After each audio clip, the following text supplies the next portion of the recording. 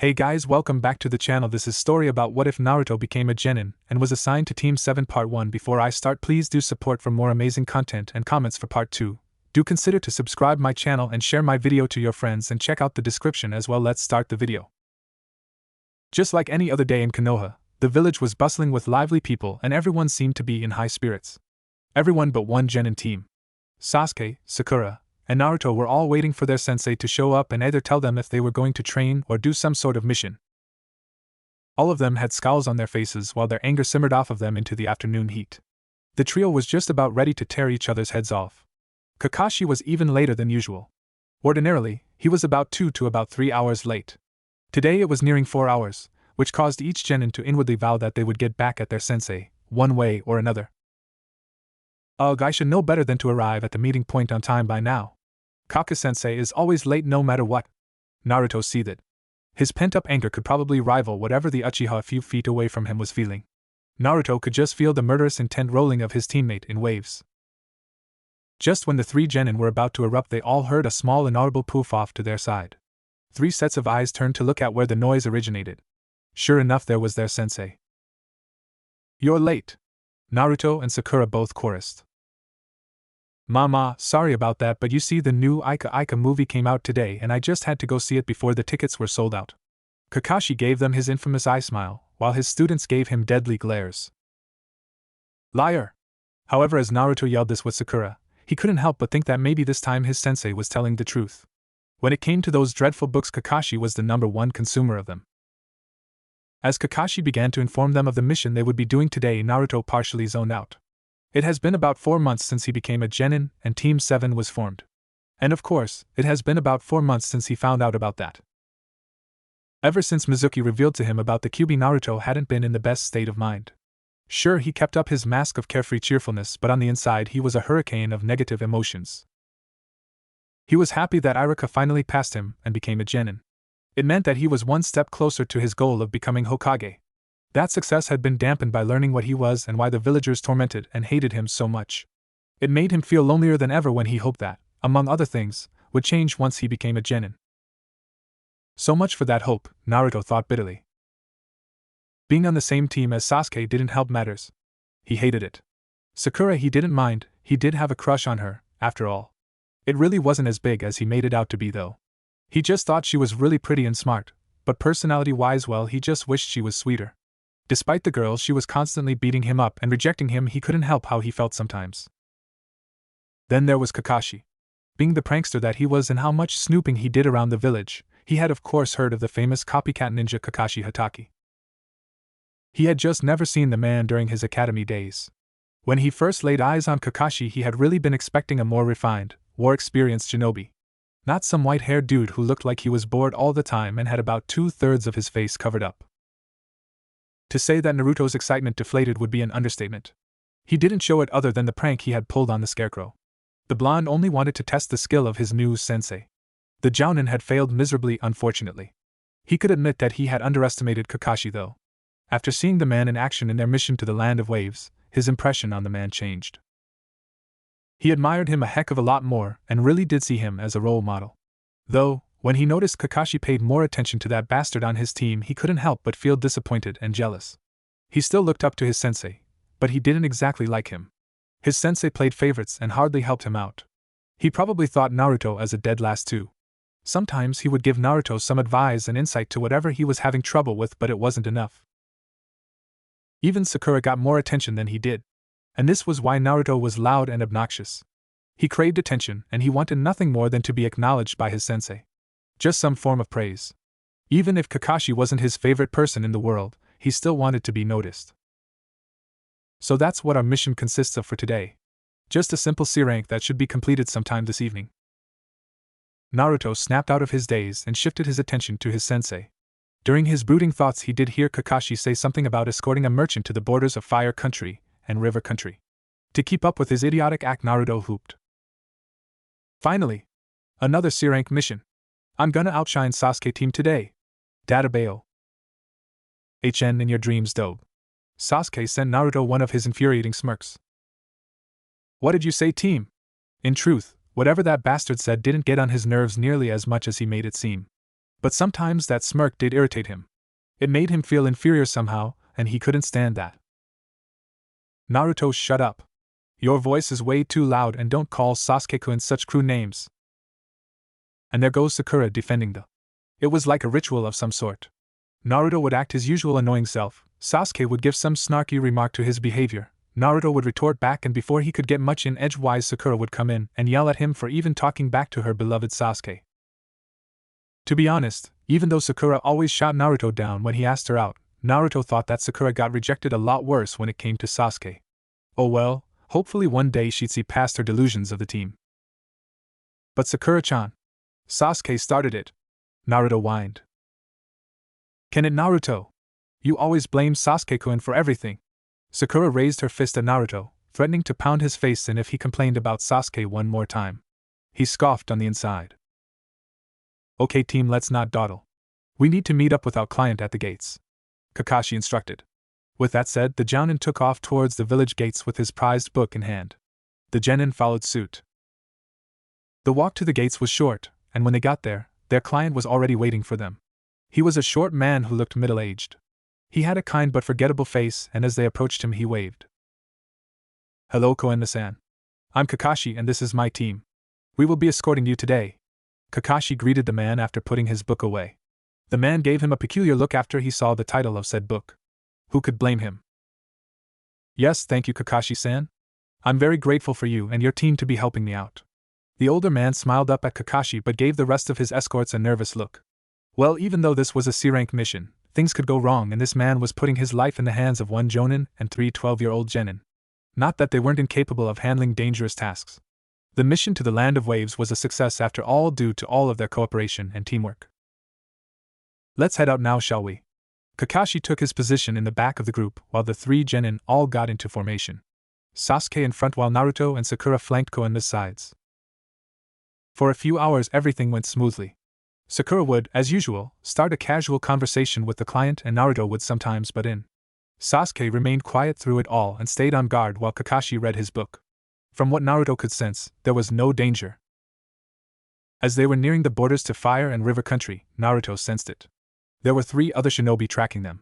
He glanced back at Kakashi and saw that he too noticed, however, Sasuke, Sakura and the client remained oblivious. Naruto had Kyuubi to thank for his heightened senses. It was only because of the Bijuu's power that he was able to detect the approaching enemies. Before Naruto could say anything, Kakashi cut him off.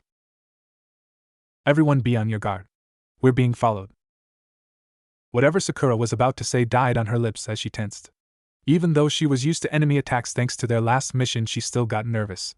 Sasuke didn't say anything, but his hand did move closer to his weapons pouch. Koenma-san went silent and looked everywhere around him. For a while everyone remained silent, intent on keeping track of their followers. However, almost instantly the enemy shinobi's presence vanished. That's odd. Naruto had been keeping track on their chakra signatures and felt uneasy at their sudden disappearance. They continued on for half-hour when Naruto felt a presence for a split second. Before he could even comprehend what was happening, they were under attack. As kunai and shuriken rained down upon them, Naruto and Sakura quickly grabbed onto Koenma and took cover while Sasuke and Kakashi took into the trees. Originally Naruto had only felt 3 shinobi following them, but now there were 5. None of them appeared to be wearing a village headband either. Naruto! Sakura! Stay with Koenma and don't get caught off guard. Kakashi kicked one of the enemies away and attacked 2 nearby as he shouted out his order. Naruto saw Sasuke off up in the trees hurling kunai at 2 of the other shinobi, using his Sharingan to keep him 1 step ahead of them. TCH, it figures Kaka-sensei has to order us to keep on our guard and not Sasuke. Naruto pushed the ugly thought away and tried to focus on his surroundings for any surprise attacks. He kept an eye on Sasuke's and Kakashi's battle while he and Sakura stood on both sides of Koenma, armed with a kunai. It was when Sasuke flipped backwards to dodge one of the enemy's attacks that Naruto noticed it. Sasuke was keeping up blow for blow with 2 of the shinobi while Kakashi was fighting another 2. Where's the 5th shinobi? Just as Naruto realized the absence of the 5th, he heard a few kunai whistling through the air towards him. He threw some shuriken at them and deflected the knives in midair. Naruto spun around towards Sakura and saw the enemy behind her and Koenma. Sakura! Look out! He grabbed a few more kunai and threw them at the shinobi, but they were easily dodged. Sakura tried to attack him, charging head first with the kunai in hand. The enemy easily sidestepped her and knocked her off balance with a sweep of his foot at her feet. He caught the ends of her hair roughly and flung her off to the side. Koenma backed up as the enemy nin advanced on him. Tajuru! Kagebushin no Jutsu! Before the shinobi could do any harm to the old merchant, a few dozen of clones appeared and charged at the startled ninja. He jumped up into the trees to avoid the clones' attacks and started to pick them off by using the branches to his advantage. Only a few of Naruto's clones could reach him at a time as they were all trying to avoid colliding into each other. While his clones were having a bit of trouble trying to land a hit on this guy, the shinobi started to make his way towards the original. Seeing this, Naruto decided to take some evasive action. He pulled out a couple kunai and wrapped an explosive tag on both of them. The enemy nin was only a few yards away up in the trees when a couple of Naruto's clones ambushed him from above to distract him. When his attention was taken off of the original, Naruto threw both the kunai up at the shinobi and ran towards Sakura and Koenma to take cover again. The shinobi avoided one of the kunai, but the other got embedded into his thigh, and before he knew it, both of them exploded instantaneously. All the surrounding ninja in the area immediately scattered so as not to get caught in the blast. After a few minutes, nothing was heard except the sound of falling trees and branches. Naruto gave a little sigh, glad that he avoided whatever that shinobi was about to do when he heard Sakura scream next to him. He whipped his head around so fast that he felt a sharp pain sting in his neck and looked towards what Sakura was pointing at. His eyes widened. What he saw had him sucking in his breath harshly. On the ground a few feet away lay the shinobi that had been attacking him. At least, half of him was there. His lower half was nowhere to be seen and there was blood everywhere. Naruto turned away sharply and retched. This was the first time he had ever killed somebody. I can't believe I hadn't really meant to. Naruto felt like he was about to hyperventilate. His stomach felt heavy and empty, yet he continued to dry heave. In the deepest part of his mind he knew that ninja were taught to kill, and it was just in the nature of a shinobi to do that. Hell, the higher-ranked ninjas were almost always sent out on assassination missions. Naruto knew all that, but he wasn't even close to being prepared to actually kill someone. He had just graduated from the academy a few months ago. You little bastard! One of the enemy shinobi saw the little runt take out one of his comrades and in a blind rage lunged towards Naruto, ready to rip off his head. Kakashi took off trying to intercept the enemy's attack, but one of the other enemy nin attacked him. Naruto felt weak and looked up and saw the ninja descend upon him and perform some weird jutsu. Sakura had already gotten up to pull Koenma out of the way. Naruto! Move! Sakura yelled out at him. Finally coming to his senses, Naruto shakily got up to his feet and tried to do another Kagebushin. As the blonde was about to perform his signature jutsu, he saw Sasuke come into view. The Uchiha threw a few shuriken at the approaching shinobi. Even though Sasuke succeeded in messing up his aim, the ninja still crashed down into Naruto, and his jutsu erupted. There was a flash of bright light that blinded everyone for a few seconds. After it faded, Kakashi swooped in and slit the throat of the shinobi who was about to kill Naruto. The other three ran off into the forest. Is everyone all right? Kakashi stood up and surveyed the area. He could see Sakura and Koenma crouched down besides one of the fallen trees, and Sasuke was hanging upside down on one of the branches above him. But he couldn't see Naruto anywhere. A bit of panic clenched inside the copy nin's chest. Where's Naruto? Sasuke, Sakura and Koenma looked all around them but couldn't find their blonde comrade. Sakura did find his headband laying on the ground, but still no Naruto. Kakashi kneeled next to the shinobi he had just killed and examined his hands. He was about to execute a strange jutsu before he collided into Naruto. He began to worry that much more. Guilt soon took the place of worry. He saw how well Naruto performed his duties in protecting Koenma and Sakura, as well as trying to keep the enemy away. The second he saw that kunai wrapped in a paper bomb impale into the enemy's leg, he knew that was the end of him. He was proud of Naruto. Even though he had just killed another ninja, the genin still needed to be done. However, he hadn't fully expected Naruto's reaction. When he saw his face, completely speechless and horrified, he felt bad for him. Unfortunately, taking the life of another was a part of a ninja's responsibility, and Kakashi planned to help the boy cope with it after the mission. Now he couldn't. Naruto was gone, and he had no idea what happened to him. He didn't believe that the genin was dead, but who knew? I should have ran to his side the second I saw how stunned he was. I could have protected him from what the other shinobi while he was in such a vulnerable state. Kakashi closed his one eye tightly for a few seconds, then opened it to stare at his two remaining students. Kakashi-sensei, what should we do? I can't sense Naruto's chakra anywhere. Sakura's eyes glassed over from a couple unshed tears. She was beyond concerned for her teammate, she was scared for him. Even if Naruto got on her nerves a lot, she didn't want anything bad happen to him. Sasuke wasn't any better. He was fidgeting and he looked distraught. His blonde rival was missing, and even when he came down to save him, it wasn't enough. Naruto was gone. Kakashi performed a few hand signs and summoned his ninja hounds. Pakken and his pack appeared before them. Yo Kakashi! What's up? Pakken greeted while his pack all turned towards their master expectantly. Pakken, I need you and your pack to search for Naruto. He's gone missing. Kakashi took Naruto's headband from Sakura and held it out to his ninja dogs to sniff and get accustomed to its scent. Pakken gave Kakashi a worried look. You mean that blonde kid on your team? He looked over to see just Sasuke and Sakura. Yes. This guy, Kakashi pointed to the ninja he had killed, tried to hit Naruto with a strange jutsu, but didn't exactly succeed. Instead, his body rammed into him, and a bright light engulfed the area. After the light dispersed, Naruto was gone. Pakken stared at the fallen shinobi and then looked back up to his master. We'll try our best to locate him. With that said, Pakken and his pack scattered in different directions in hope to cover as much ground and to catch Naruto's scent. Kakashi then turned to the rest of his team and his client. The rest of us will continue on to our destination. We're almost there. Once we get Koenma-sen there safely, we'll search for Naruto.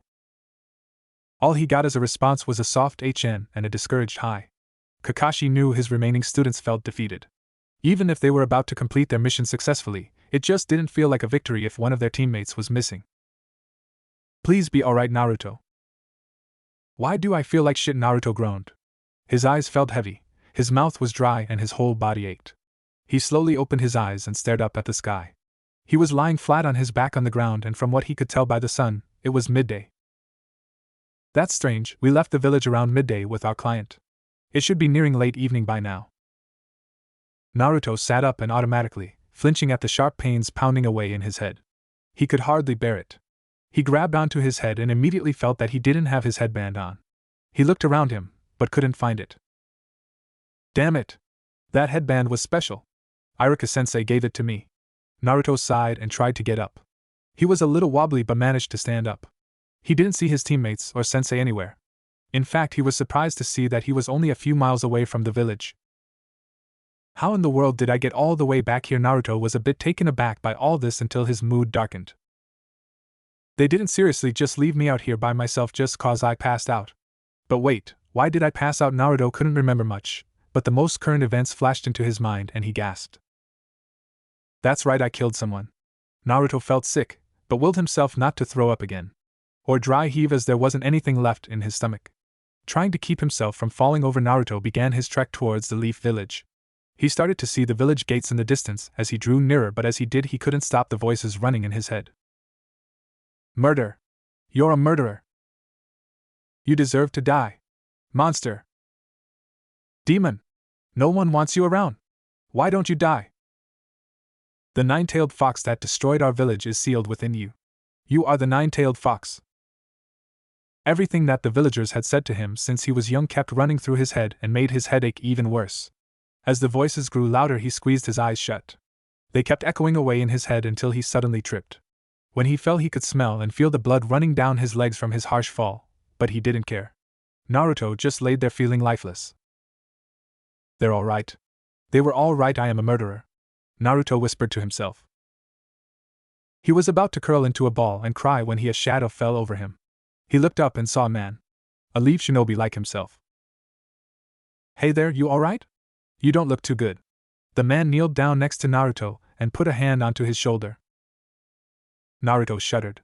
Not from fear, but from something else. Something he couldn't quite place. The man seemed eerily familiar.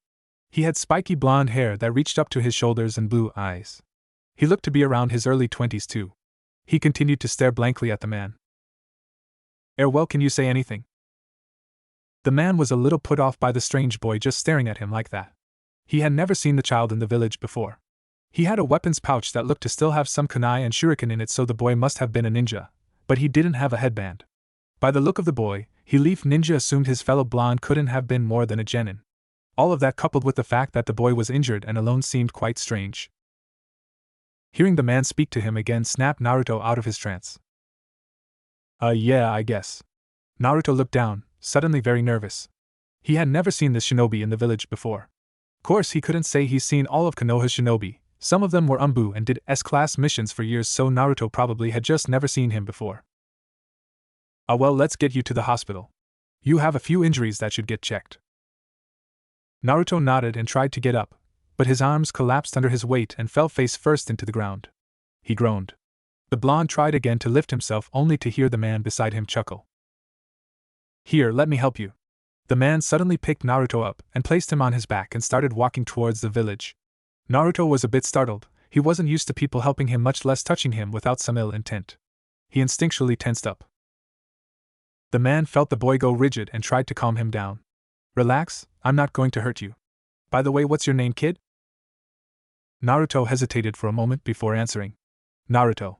He didn't say his last name because he didn't want the man to recognize him as the demon child if he suddenly gave him his whole name. Though the name Naruto wasn't very common, so it was probably a lost cause on his case anyway. Naruto, huh? Cute name, never heard someone with that one before. My girlfriend would probably fawn all over you. She loves ramen and the fish cakes in it. Naruto blushed. No one had ever given him a compliment like that before. Back in the academy, kids used to tease him for his name, calling him a fish cake. Sometimes he found it ironic since he loved ramen so much. Oh, thanks, Shinobi-san. Naruto muttered. He was still a bit embarrassed at the compliment. Oh, don't call me that, my name's Minato. The man turned his head and smiled at Naruto, which only turned into a grin when he saw the kid's blush. Minato, that name sounds so familiar. Naruto tried to remember where he heard that name when he caught Minato grinning at him. What's with the grin?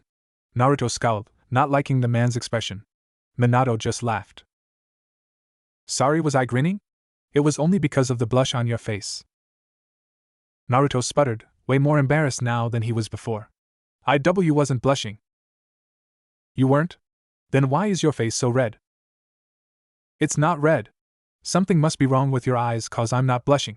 Naruto huffed and turned his head away. Minato wanted to laugh again but held it in. The kid was just too cute, especially when he was unknowingly pouting like that. They made it into the village a few minutes later and Naruto couldn't help but feel strange. Something seemed different, but he couldn't figure out what. The village was as lively as ever and everything looked the same. As they walked on towards the hospital, Naruto noticed one of the things that was wrong. No one is glaring at me. None of the villagers are giving me those hateful looks whenever they see me. As they got closer to the hospital, Naruto saw the Hokage Tower come into view and then looked past it towards the Hokage monument with a gasp. Where is the fourth Hokage's face? It wasn't engraved into the mountain. Minato heard Naruto gasp and looked at him. What's wrong, kiddo? Naruto's gaze snapped to Minato's and blurted out what he was thinking. Where's the fourth Hokage's face on the monument? Minato gave him a strange look and said, the third Hokage hasn't elected his successor yet. Naruto looked confused for a few seconds when it finally dawned on him. He was in the past. And the guy that was carrying him to the hospital, Minato, was the fourth Hokage. At least in his time he was. Then he realized how screwed he was. If he was in the past, then he shouldn't have blurted that out. He might mess up the timeline or something. He didn't really understand the whole domino effect, but he understood enough to know he needed to be a lot more careful. He tried to come up with a lie fast. Yeah, sorry, I don't know what I was thinking. I guess my mind is a bit scrambled from hitting my head on the ground earlier. Couldn't really tell where I was for a second. Yeehehe. After saying that, Naruto suddenly thought of how that just made him sound like an outsider. Minato was gazing forward and the humor that surrounded them suddenly vanished. Naruto, where did you come from? The way Minato asked that sent a couple of chills down Naruto's spine. Now he knew he was in some deep shit. Before he could blurt anything else out, Minato cut him off. Never mind, save it. Sorry, but I'm going to have to take you to see the Hokage. I notice your wounds don't seem to be too bad, so they can wait. Minato then changed his course to the Hokage Tower. Naruto gulped. He didn't know what was going to happen. He just hoped everything turned out alright for him. I always seem to get into shitty situations like this. It was nearly nightfall and there was still no sign of their blonde teammate. Kakashi, Sasuke, and Sakura finally got Koenma to his destination safely, and after a few goodbyes and good luck wishes from Koenma, the team set out in search of Naruto. Pakken met up with them and reported to Kakashi of their progress. We've been searching everywhere within the area for Naruto, but we can't find his scent anywhere except from the spot he was last seen in, and your journey from the village. Pakken gave his master a sad look, knowing that if he or any of his pack members couldn't locate Naruto with their keen senses, then there was a very slim chance of ever finding him. Kakashi looked a bit grim and sighed. He looked up at his two students and saw them waiting for his next order. He didn't like what he was about to tell them. Alright then, for now we're going to head back to the village and report this to the Hokage. Then we can. Both Sasuke and Sakura looked up at him angrily and Sakura cut him off. Are you really saying to just leave Naruto behind? We can't just abandon him. Kakashi sighed and tried to reason with her. Sakura, it's almost nightfall and those enemy nin are still lurking about out there. I don't want to take the chance of them coming back and performing that jutsu again on anyone. Sasuke just sneered at him. We can handle them. 2 of them are dead and the ones that escaped were badly injured anyway. They wouldn't be stupid enough to come back so soon. Kakashi was beginning to lose his patience with them. He wanted nothing more than to search under every rock and behind every tree in the hopes of finding even just a small trace of the blonde that could lead them to where he was. But he had to be responsible and think of the safety of his remaining genin. I said that we were going back to the village to report to the Hokage. What I say is final. What about what you told us on our first day of becoming Genin Sensei? You said that those who break the rules are scum. But those who abandon their comrades are worse than scum. Sakura had begun to cry as she said this. She didn't know what to think if they really had to leave Naruto behind. But after saying that, something in Kakashi seemed to snap. We are not abandoning him. We need professional shinobi to search for him. A Jonin and 2 genin aren't going to make a lot of progress. Now I don't want to hear another word out of you two. We're going back to the village now. Kakashi had never really lost his temper with them before. Not like that, and it stunned both Sasuke and Sakura. Even Pakken cowered behind them a little. Looking down, they followed their sensei back to the village. The 3rd Hokage gazed at one of his best shinobi and the little mystery that he brought in with him. This young boy looked beyond nervous but seemed to be trying his best to compose himself. With the war going on between Konoha and Iwagakure, he didn't want to take any chances with this child in case he was a spy. If he was a spy, he had to say that something had to be wrong with such a kid's head to send a genin. Whatever the case was, the Hokage tried to give the child a reassuring smile. Sometimes just being nice got people to reveal secrets faster. Well, from what Minato tells me, he found you injured outside the village walls and you're clearly a ninja. Care to explain your situation? To say that Naruto was a bit overwhelmed with the course of events would be an understatement. He was panicking. He was trying very hard not to show it on the outside. Kami knows what would happen to him if they found him too suspicious and sent him to Ibiki to torture. Anything but that. Naruto looked off to the side and tried to think of a good lie. He wanted it to sound believable. If he remembered correctly from Iruka-sensei's history lessons, then the time frame he was in right now was in the middle of the 3rd Shinobi World War. Well, this just sucks. I can't say I'm from this village in the future. They'll think I'm a loony and send me to Ibiki. And there aren't many villages that we aren't at war with. Iwagakure definitely is out of the question. I should probably go with a low-populated village. Naruto took a deep breath and looked up into the Hokage's eyes. He wanted to sound as truthful as possible, and hoped that he would be allowed to stay in Konoha. I'm from the Hidden Grass Village. I became a genin just a few months ago, and since our village is so low on shinobi, they've been sending genin and their jonin instructors out on missions for the war. Naruto could see Minato shift somewhere off to his side. He couldn't see his face and only hoped that he and the Hokage believed him. I see. What was the mission you were sent out on? Naruto couldn't read the expression on the Hokage's face. As far as he could tell, it was blank, but Naruto didn't falter. Well, we were supposed to trail some of Iwakagure's shinobi and infiltrate any of their hideouts. One of their hideouts was somewhere within Fire Country, but before we could locate it, we were attacked by them. After the attack, I don't know what happened. When I woke up, I was near the gates of this village. The Hokage sat back in his seat and hummed. While their biggest enemy at the moment was IWA, he didn't know why grass shinobi were getting involved. IWA was their enemy too, but IWA had way more troops than the grass village did. Their country was much too small, and their Kage should know better than to go after shinobi from a country 5 times its own size. It's very strange how you ended up outside our village. Do you have any idea what might have happened to your team? No, Hokage-sama. Well, Konoha has no ill intents against the Hidden Grass Village. One of our shinobi could escort you back to your village. Minato looked up at the Hokage as he suggested that. He had nothing against it, but he didn't feel right about it. There was just something about Naruto that seemed familiar to him. Nevertheless, he knew that Naruto should go back to his own village. Hokage-sama, if we're going to have Naruto escorted back to his village, could I take on this mission? Also, this could be a good chance for us to make some ties with the grass village. No! Both Minato and the Hokage looked startled and stared at Naruto. I don't want to go back to that village. If Minato went with him there and discovered he had been lying, that could cause even more problems. Minato glanced Naruto nervously and back at the Hokage when he spoke. Why don't you want to go back? Don't you want to see your comrades again? Naruto bit his lip. He hadn't meant to blurt that out, but he needed some kind of excuse. Then he remembered his childhood in Konoha. I hate it there. To be honest, I'm glad my teammates desert me. Life there was a living hell. The third Hokage studied Naruto. He was trembling and seemed to really despise his village. In all, he felt bad for the boy. Well, that's very sad to hear.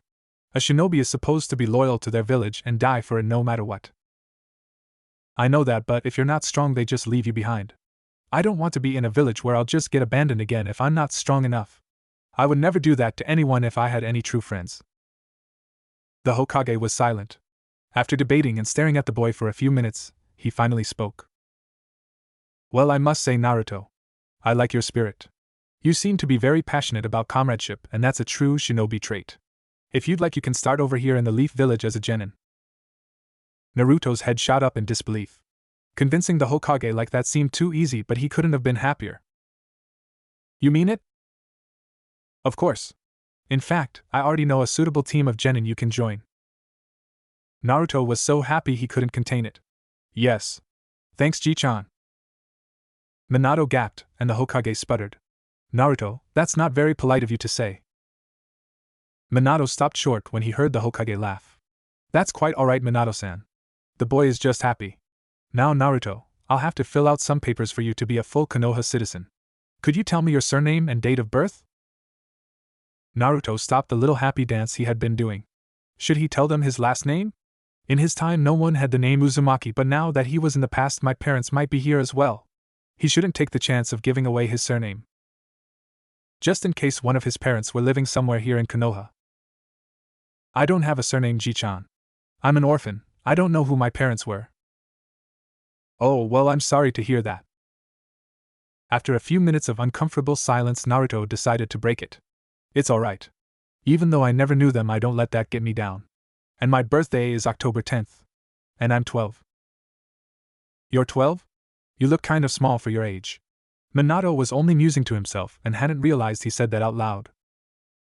So, I still have a lot of growing up to do, so I won't be small for long. I'll be just as tall as you. Naruto snapped out in anger. He really did hate it when people called him out on his height. He knew he was short for his age, but he couldn't help it since he was malnourished. Minato held up his hands in a surrendering gesture and bit back a laugh. Gomen. I hadn't meant to say that out loud.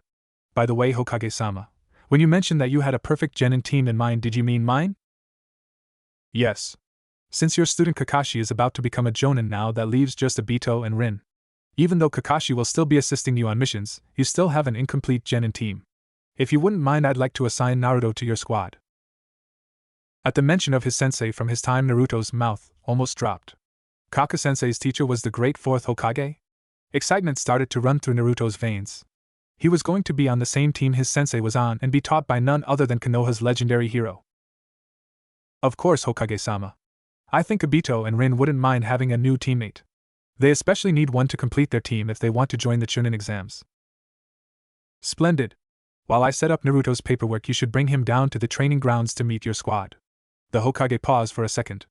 Also, before you go, we should discuss Naruto's living arrangements. Minato looked over at the overly ecstatic genin. He was so wrapped up in his own little world he wasn't paying attention to the conversation. He smiled. I wouldn't mind him coming to live with me for a while.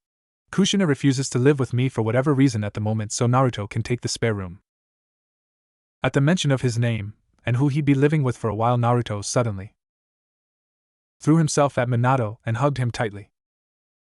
Thank you, Minato-sensei. Thank you so much. I'm gonna be a Konoha ninja. Databeo.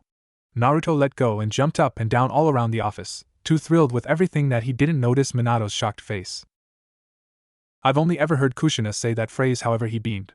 He could tell that Naruto was a good kid and was pretty delighted himself that he now had a little roommate. He knew that Kushina was going to adore him when they met too. Alright then, get out of my office you two. I have paperwork that needs to get done. The Hokage ushered them out and Minato and Naruto were on their way to the training grounds. Naruto couldn't stop the bounce in his step and every few minutes he would prattle on to himself and partially to Minato about how excited he was and how he couldn't wait to go on a real mission and to meet his new teammates. Minato just gave a wide smile and would laugh at Naruto's cute antics. Almost everything the boy did was cute to Minato. About halfway to the training grounds Minato stopped, having remembered something. Naruto, I almost forgot. We should get you to the hospital to check up on those wounds. Naruto faltered in his step and looked up at his new sensei with a grimace. But sensei, I'm fine now. I really don't want to go to the hospital. And he seriously didn't. Naruto hated hospitals. He had a slight phobia for it. He didn't like putting his trust into those medic neens and nurses and letting them treat his wounds or give him medicine. For all he knew, they were trying to harm him by giving him the wrong medication. It had happened a few times when he was younger. Now, Naruto, you shouldn't let your injuries go unattended like that. You should take better care of your body and be more responsible. As Minato said this, he reached for Naruto's left arm where he remembered seeing a gash. However, when he pulled his sleeve back, it was gone. Minato blinked and ran his thumb over the soft skin. There wasn't even a scar left. That's weird. I know he had a pretty deep cut right here. There's still even blood left over on his sleeve. Naruto, what happened to the gash that was on your arm? Minato kept inspecting it. He looked over to his right shoulder where he knew he saw another deep cut on, but that too was gone. It healed? Naruto knew that he had abnormal healing abilities, and that it was all thanks to the demon that resided inside of him. But he would never reveal that secret. He was really hoping to start anew in this time. The villagers didn't know that he was a Jinchuriki, so this time around Naruto hoped to lead a better life. Do you have some type of special abilities for this that you know of? Minato was still perplexed by this. Even if Naruto said it was a Kekai Genkai, he'd have to do some serious research cause he had never heard of such an ability. No, I've just always had this capability. I wouldn't know if it was even a clan's ability either since I don't know anything about my family history. Lying seemed to get easier and easier now that he had a concrete base to work on. But he had to be careful and keep track of all his lies, he didn't want to get trapped into them one day. I see, well I guess I'll look into this later. For now you seem to be fine, so we'll skip the hospital. I'm sure my team is getting restless by now after waiting for so long. I was supposed to meet them an hour ago. Though I wouldn't be surprised if Obito wasn't there yet. Minato thought with a bit of annoyance. He'd been trying really hard to break his student out of that horrible habit, but so far he hadn't made any progress yet. When they finally got there, Minato almost felt his eyebrow twitch. Sure enough, Obito wasn't there yet, but Rin and Kakashi were waiting there patiently. Rin looked up when she saw her sensei approaching and waved to them, but stopped short when she saw a boy she'd never seen before. Kakashi looked up as well and glanced over at the newcomer. Minato-sensei, you're late. That's unusual for you. I hope you're not catching on to Obito's bad habits. Rin slightly teased. Certainly not, I just had some business to attend to. Minato looked over Rin and Kakashi. He was very proud of Kakashi since he was about to become a jonin. Rin was doing pretty well in her medical ninjutsu studies as well. He knew she would make a fine medic nin. As for Obito, well, he was progressing in his own unique way. He'd probably be a little farther along in his training if he dedicated himself more. And speak of the devil, Minato could feel Obito's chakra signature approaching. Hey guys. Sorry I'm late, but it seems that I got lost on the path of life. Obito ran up to them with a big grin on his face, but it vanished into a confused frown when he spotted Naruto. Who's that? All the teens' attention was back to Naruto. When Obito had ran up to them and gave that stupid excuse, Naruto was a bit flabbergasted. Kaka-sensei said the same exact phrase once. Plus he always arrives late to our team's meeting point, just like this guy just did. When Naruto felt all eyes on him, he unconsciously stiffened. All prior thoughts of excitement were gone, now he was nervous. Guys, I'd like you to meet Naruto. He's a genin, and since Kakashi is going to become a jonin, Naruto will be joining our team. Minato placed a hand on Naruto's shoulder to reassure him. He could feel the boy's anxiety rolling off of him. What? We don't need a new member on our team. Plus I've never seen him before back at the academy. Obito stared intently at Naruto. He had nothing against him at all, he just found it weird that this blonde kid would suddenly show up when he had never seen him before. Obito, don't be rude. You do need a new member if you and Rin hope to join the Chunin exams when it comes up again. And Naruto isn't from Konoha. He's from the Hidden Grass Village, and due to some causalities in Naruto's case, he's going to become a full-fledged Konoha shinobi. I hope that you all welcome him warmly and treat him like one of us. Obito flinched at his sensei's firm tone but brushed it off. He held out his hand to Naruto and beamed at him.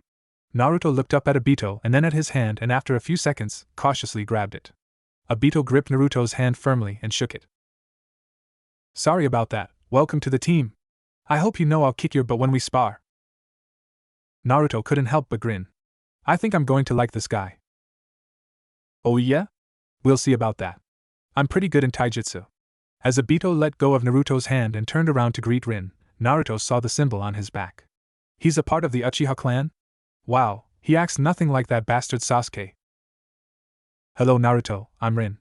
I hope we'll work well together as a team. Rin gave Naruto a soft smile and Naruto returned it. She seemed really nice too. Naruto was used to most girls being loud and aggressive, besides Hinata. In his time, all the girls usually fawned over Sasuke and beat up Naruto whenever he said something bad about the team. Then he turned to Kakashi. All he did was stare at Naruto with a blank look. Kaka-sensei doesn't have the Sharingan in his left eye. HN. That was all Kakashi said as he turned his head away and focused his attention on something else. As if it was way more interesting than Naruto himself. That ticked Naruto off slightly. He's just like Sasuke team. Naruto thought bitterly.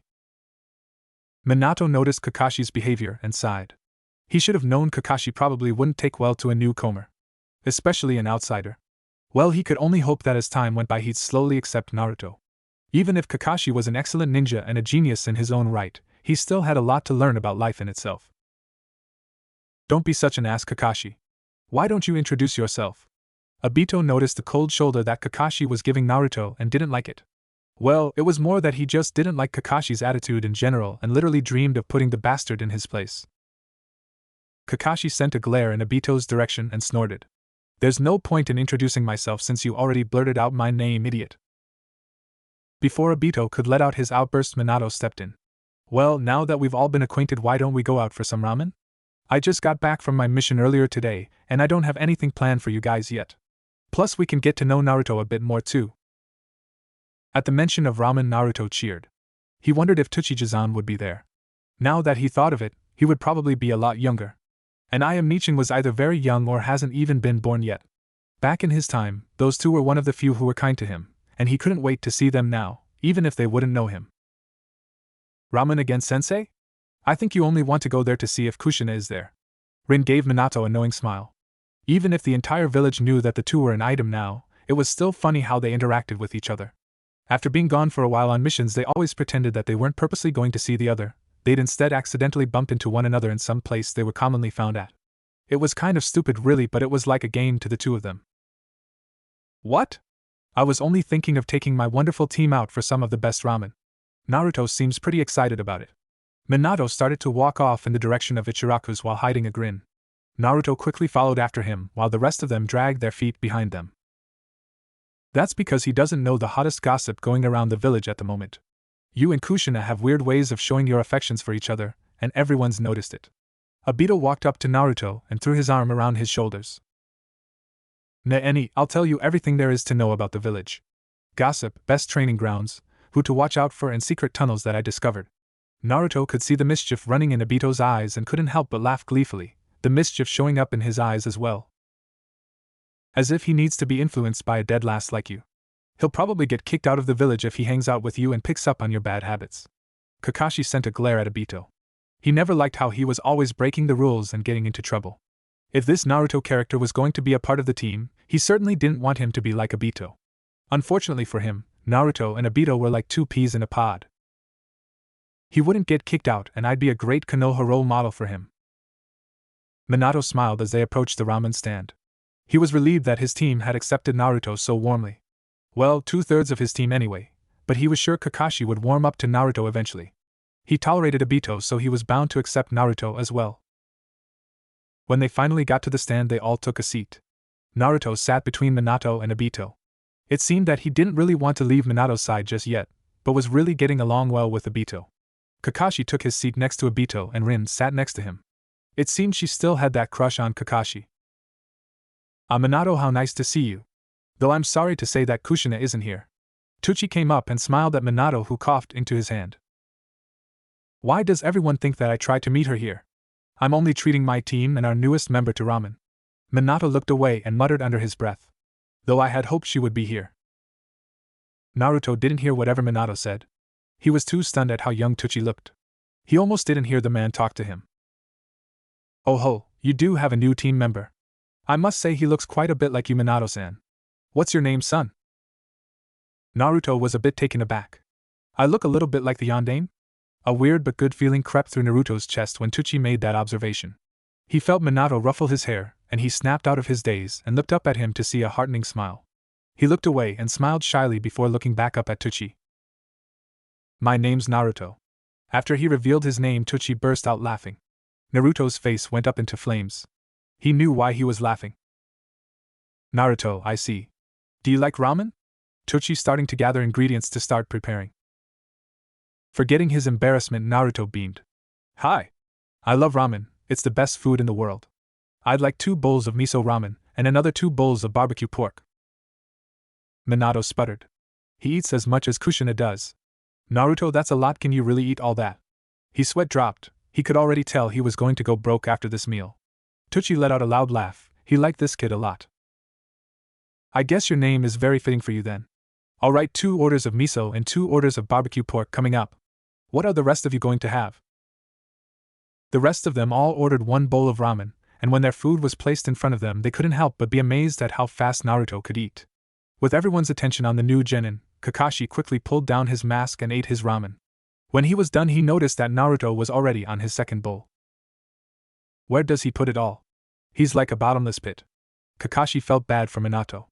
Ramen wasn't expensive, but not exactly cheap when you buy a ton of bowls, and with this kid now on the team Minato might actually make less trips to Ichiraku's. Which would probably break his heart since his main reason is always to try and find Kushina. This is actually probably a good thing. We always go out for ramen and I have to say I'm getting pretty sick of it. Kakashi blinked when Naruto finished his last bowl. Not even the rest of his team was halfway finished with theirs. Well, he can certainly pack it away rather quickly. Kakashi glanced up at his sensei and saw the man try to refrain from gawking at Naruto. He was probably crying on the inside at the cost of the meal. He turned away and couldn't help the small grin on his face. He couldn't say he had fully accepted this newcomer just yet.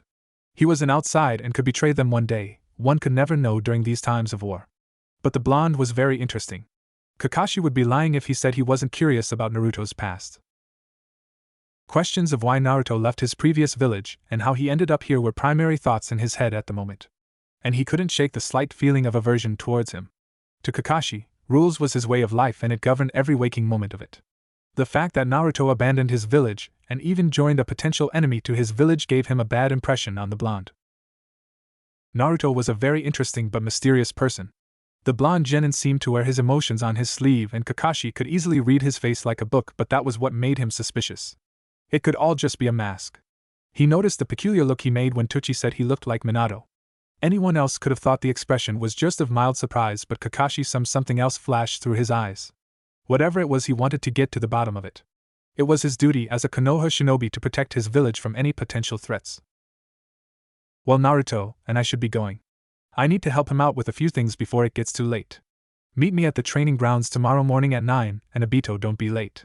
With that said, Minato paid the bill and assured Naruto to follow him. The rest of the team went their separate ways. As Naruto followed Minato through the village, he couldn't help but feel lightheaded. So much had happened in just one day. He couldn't believe that this morning, in his time, he had been waiting for Kakashi to show up for them to start their mission. And from then on he ended up in the past. He had to say, this was probably the best thing that had ever happened to him. He never felt this happy before. Naruto, you there? Naruto blinked and looked up at Minato. Had he been spacing out again? He probably should stop doing that or they'll think something was wrong with him, or suspect him of something. You've been pretty quiet. Yep, that tone in Minato's voice was a bit controlled. He didn't want his new sensei to doubt him of anything. Sorry. I've just been thinking a lot. I guess I'm kind of overwhelmed with these turn of events. Minato hummed and tousled Naruto's hair. Are you happy? Naruto looked up at Minato. He wasn't quite sure what he had meant. His face was blank, so he couldn't tell if there was a deeper meaning in the question.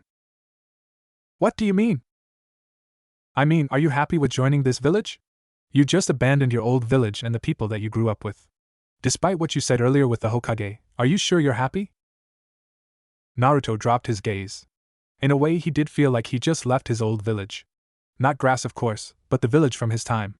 But he felt so more at home now than he did back then. I meant what I said back then. I hated it. Even if he always shouted out to everyone how he loved the village, he knew he was lying. Who could love a village that treated him like a lowly animal? All he wanted was to be respected and looked up to. That was why he wanted to become the Hokage in his time. He always hoped that if Ed did become the Hokage and people accepted him, then he would be able to love the village. I was always alone. I didn't have any parents, and no one gave me a second glance cause I was an orphan. There were a couple people who were kind to me, but I can't say I'll miss them much at all. Naruto thought of Iruka-sensei and the Sandaime from his time. He would miss them terribly, yes, but they were here in this time too. He could start all over again, and that was one of the main reasons why he was so happy. But in all, I really am happy, Minato-sensei. I've never felt so accepted and at home before. Minato looked down at the little blonde genin and saw in his eyes that he was truly sincere about it. He smiled sadly, wondering what he went through during his childhood to hate his own village. I'm glad to hear that. And no one will ever betray you, Naruto, and I certainly will never abandon you. I never give up and would do anything to protect those who are precious to me. That's my ninja way. Naruto felt tears prick at the back of his eyes but didn't let them fall. He vaguely remembered Kakashi saying that he'd protect him and Team 7 with his life back during the mission to the Land of Waves. But no one ever included him as one of their precious people before. He felt like an emotional mess, and he looked up at Minato with his eyes shimmering with tears. Thank you? No one's ever said that to me. Minato gave Naruto a wide smile. Whatever this kid endured in his last village must have been tough for him to be so moved by what he said. With that thought in mind, Minato really wanted to make Naruto's life and time in Konoha the best he's ever known. There was just something about him that made Minato want to look out for him. He nodded his head at Naruto and continued his way to his house. Come on, kid, I need to get to my apartment and arrange stuff around so you'll feel more comfortable living there. Hi. Naruto ran ahead of Minato even though he had no idea where the man lived, but he didn't care. He was happier than he's ever been. Things are finally looking up for me. So even your ninja hounds couldn't find a trace of Naruto. Sarutobi sat back in his seat and let out a long sigh. He was getting way too old for this job and it was stressful enough. Now that the little blonde Gaki was missing, he felt like he was going to erupt. Naruto was like a second grandson to him, a part of his family. Yes, Hokage-sama. I take full responsibility for this and hope that Naruto can be found soon and brought back to Konoha safely. Kakashi and his students stood before the Hokage feeling weary. Sasuke and Sakura hadn't spoken a word to their sensei since he snapped out at them. Deep down they knew that he was trying to do what was best, but they couldn't help but still feel a little bit resentful. This is a very serious problem, as I'm sure you know. Sarutobi gave Kakashi a knowing look. It was bad enough that one of Konoha's ninjas had gone missing, yes, but it was even worse that the village's Jinchuriki had disappeared as well. The council was going to go into an outrage. I am aware of this. Sasuke and Sakura could feel the tension in the room. There was something that the Hokage and their sensei were referring to that they didn't get. Well then, for now your team will be on a hiatus for missions until further notice. A team of Umbu will be sent out to search for Naruto, and I want you, Kakashi, to go with them to show them the exact spot Naruto disappeared in. Whatever that jutsu was, we may be able to find some clues from that area. Another team of Umbu will be sent out to track down the remaining shinobi as well. You are dismissed. Kakashi nodded his head towards the Hokage and left his office with his students behind him. As soon as they left the Hokage tower, Sakura finally spoke up. Kakashi-sensei? What do you want me and Sasuke-kun to do now? Kakashi glanced over at his students. They both looked exhausted and emotionally drained. He wouldn't be all that surprised if he was in a similar state himself. I don't know. I'll probably be gone for a while. You two should just train together when you can. I'm sure sooner or later the Hokage may put either of you on other teams as a substitute once in a while. Sasuke just huffed and took off onto the rooftops heading home. Sakura gazed after him but knew she shouldn't follow and tried to give him any kind of support. He wouldn't accept it anyway. He was too far gone in his own brooding thoughts and probably didn't want to be bothered. He may be hiding it behind his anger, but Sakura could tell that he was really torn up on the inside. Sighing, Sakura looked up at her sensei. Do you think Naruto is alright, Kakashi-sensei? Kakashi looked down at her and gave her one of his eye smiles. I'm sure he's fine, you know him. It takes a lot for anything to take him down. Despite trying to reassure Sakura, Kakashi just couldn't seem to believe in his own words. He almost felt like he had just lied to her. Sakura gave him a very small sad smile. She needed to hear those words from her sensei or she'd go crazy. She felt guilty and partially responsible for Naruto's disappearance. She had been standing right next to him before she pulled Koenma out of the way when that ninja was about to attack. Why didn't I just pull Naruto away with me? I was the closest to him. Kakashi patted her on the shoulder. Don't worry about it, Sakura. I promise that I'll find him and bring him back safely. With that said, Kakashi teleported away and left Sakura all alone. He went to the Memorial Kia Stone where he needed to do a lot of thinking and talking to his deceased loved ones. Naruto looked in amazement at the bedroom he'd be staying in. It was bigger than his own room back in his time. Heck, this whole apartment was way bigger than his. Are you really sure it's okay that I can stay with you, sensei? Naruto really wanted to be sure that Minato didn't mind. He didn't want to be a burden on the guy at all, he was grateful enough as it was. Of course, unless you want to get your own place, though it might take you a while to earn the money for it. Minato moved some boxes out into the hall. Even though he had wanted Kushina to come live with him, he still used this room as a spare room. He never bothered to move stuff out of it cause he'd expected she'd sleep in the same room as him. He had to find some way to convince her to. Thanks again, Minato-sensei. Naruto went to explore the rest of the apartment. The place was pretty clean and tidy. Either Minato was a neat freak, or his girlfriend came by to fix up the place. Unknowing to him, it was actually Kushina who messed up the place when she was over and Minato who cleaned up after her. As he entered the kitchen area, he heard a knock at the door.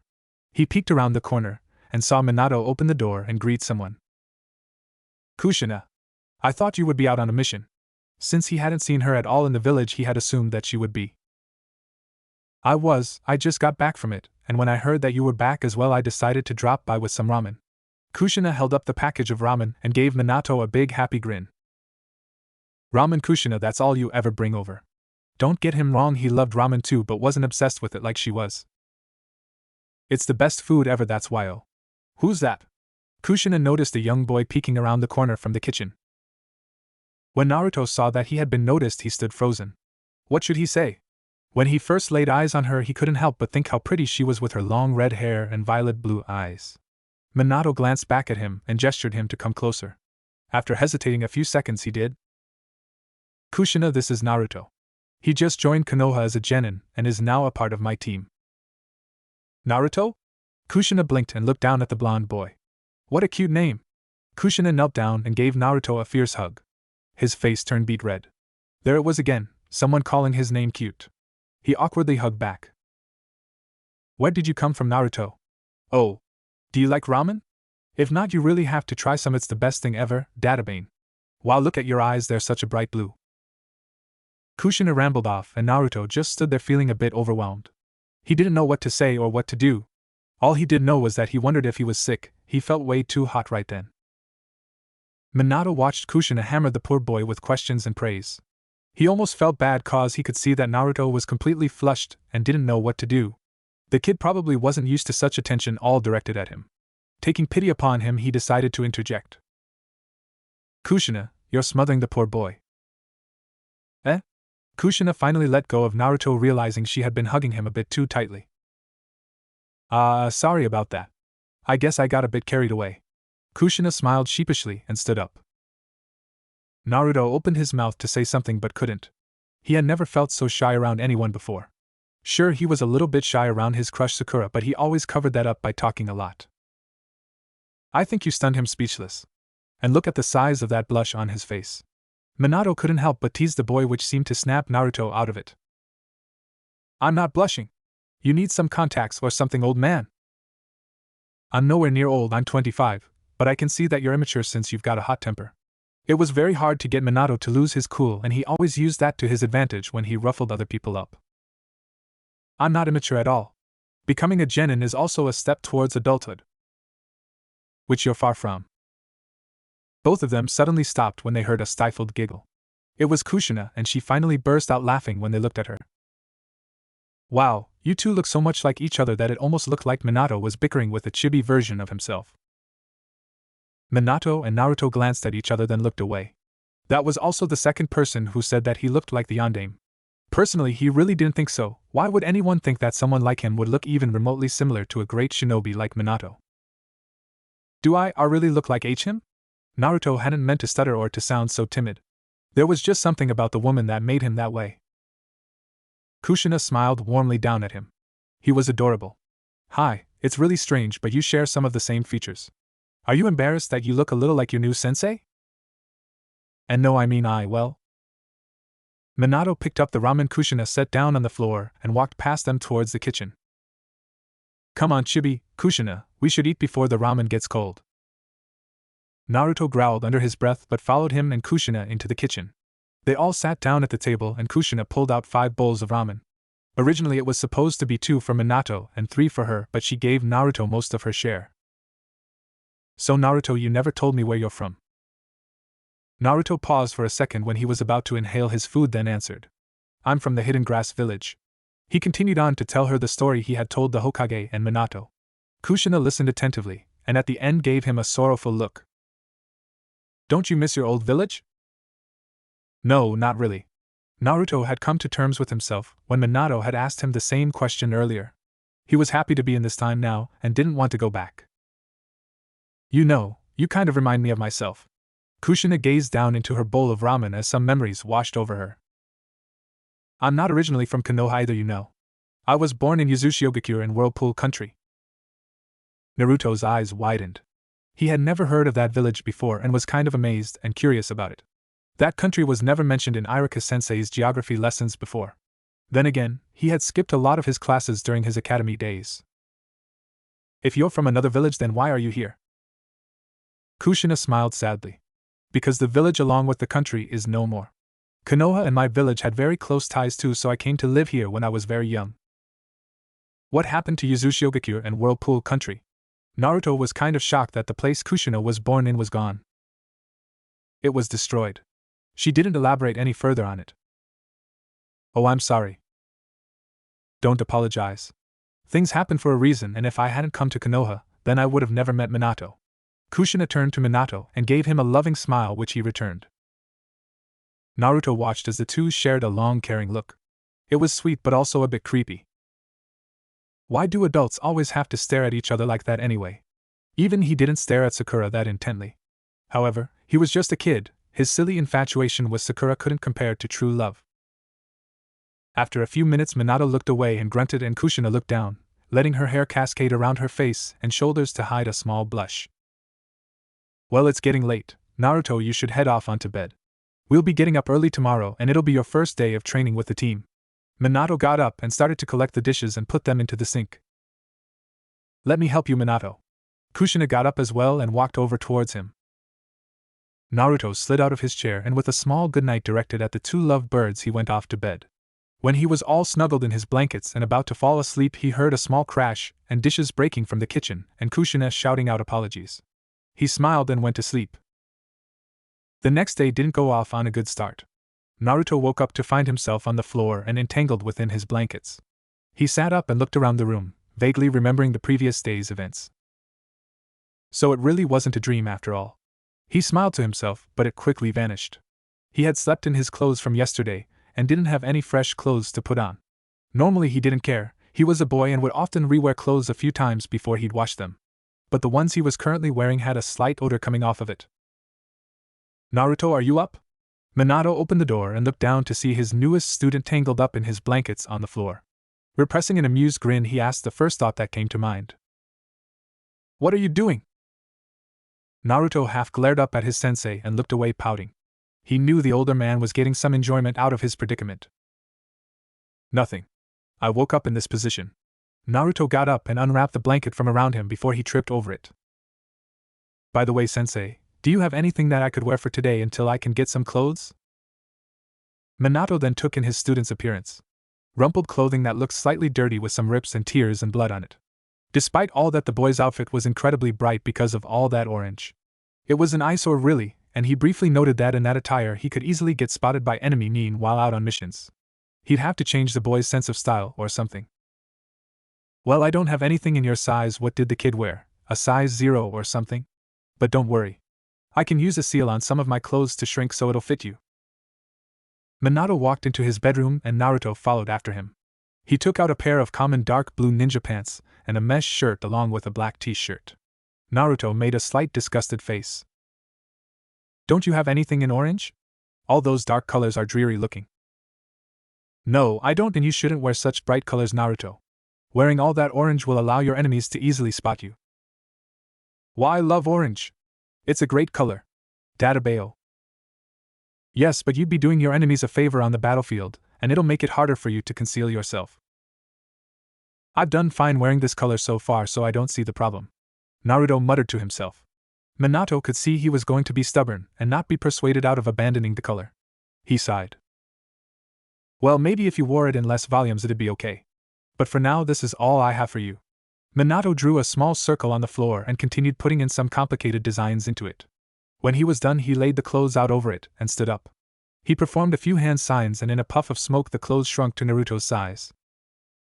Naruto looked on in awe. Whatever his sensei did was cool, and he wanted to learn it too. Minato-sensei, what did you just do? I used the sealing technique to shrink it temporarily. It'll go back to its normal size in a couple days, so that should give us enough time to get you some of your own clothes. Could you teach me that too? You want to learn Fuinjutsu? It's some pretty complicated stuff. Come on, please, sensei? I'll work really hard on it. Teach it to me. Minato chuckled and ruffled the boy's hair. Maybe when you're older and a more experienced ninja. Fuinjutsu takes a lot of time and patience to learn. Naruto scowled as Minato left the room for Naruto to get changed. He went to put them on and thought of ways he could probably force or blackmail Minato into teaching him Fuinjutsu. Naruto loved to learn new things and nothing would stop him from learning it. When he was ready, they both left and headed towards the training grounds. Along the way, Minato spoke up.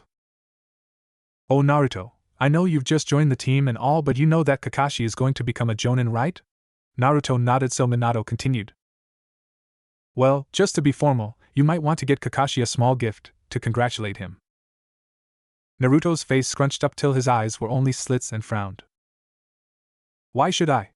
I don't even think he likes me. And he wasn't really surprised with this fact either. Sure, Kakashi from his time was a lot nicer, but he ignored him for the most part. Kaka-sensei's younger counterpart was a lot like Sasuke team. So much it was no wonder he favored Sasuke over him. Naruto was outwardly happy, boisterous, and a troublemaker, but if Kakashi ever took the time to delve deeper into Naruto's behavior, then he'd probably see that he was a lot different underneath. Sasuke was the exact opposite of Naruto, and easier to teach. He was a genius and a prodigy. Naruto may not catch on to his sensei's lessons as fast, but he was still capable of learning it. And this was probably why Kakashi didn't bother with him much, because Sasuke was easy. Sasuke was smarter and kept himself distant from others. Kakashi wouldn't have to make any emotional attachments to him, whereas Naruto would crave it. It was almost the same with Sakura. She graduated at the top of their class in the academy, and only needed something explained to her once, while Naruto might need it repeated a couple times. Sakura also didn't really require to have a close relationship with Kaka-sensei either. She had a family and other friends who took up that part for her. So in all, Naruto didn't want to get that jerk anything because he'd probably just turn it down anyway and shun him. Minato heaved a sigh. So Naruto noticed the cold shoulder he was given. He had hoped that maybe Naruto would shrug it off and think nothing of it, but that wasn't the case now. He shouldn't be surprised, really. Since the boy was mistreated in his last village, then he would definitely notice the signs of animosity directed towards him. Well, just give it some thought. It takes a while for Kakashi to warm up to new people. If he does give Kakashi a gift, then maybe that antisocial brat will at least give him a little regard. A sensei could only hope.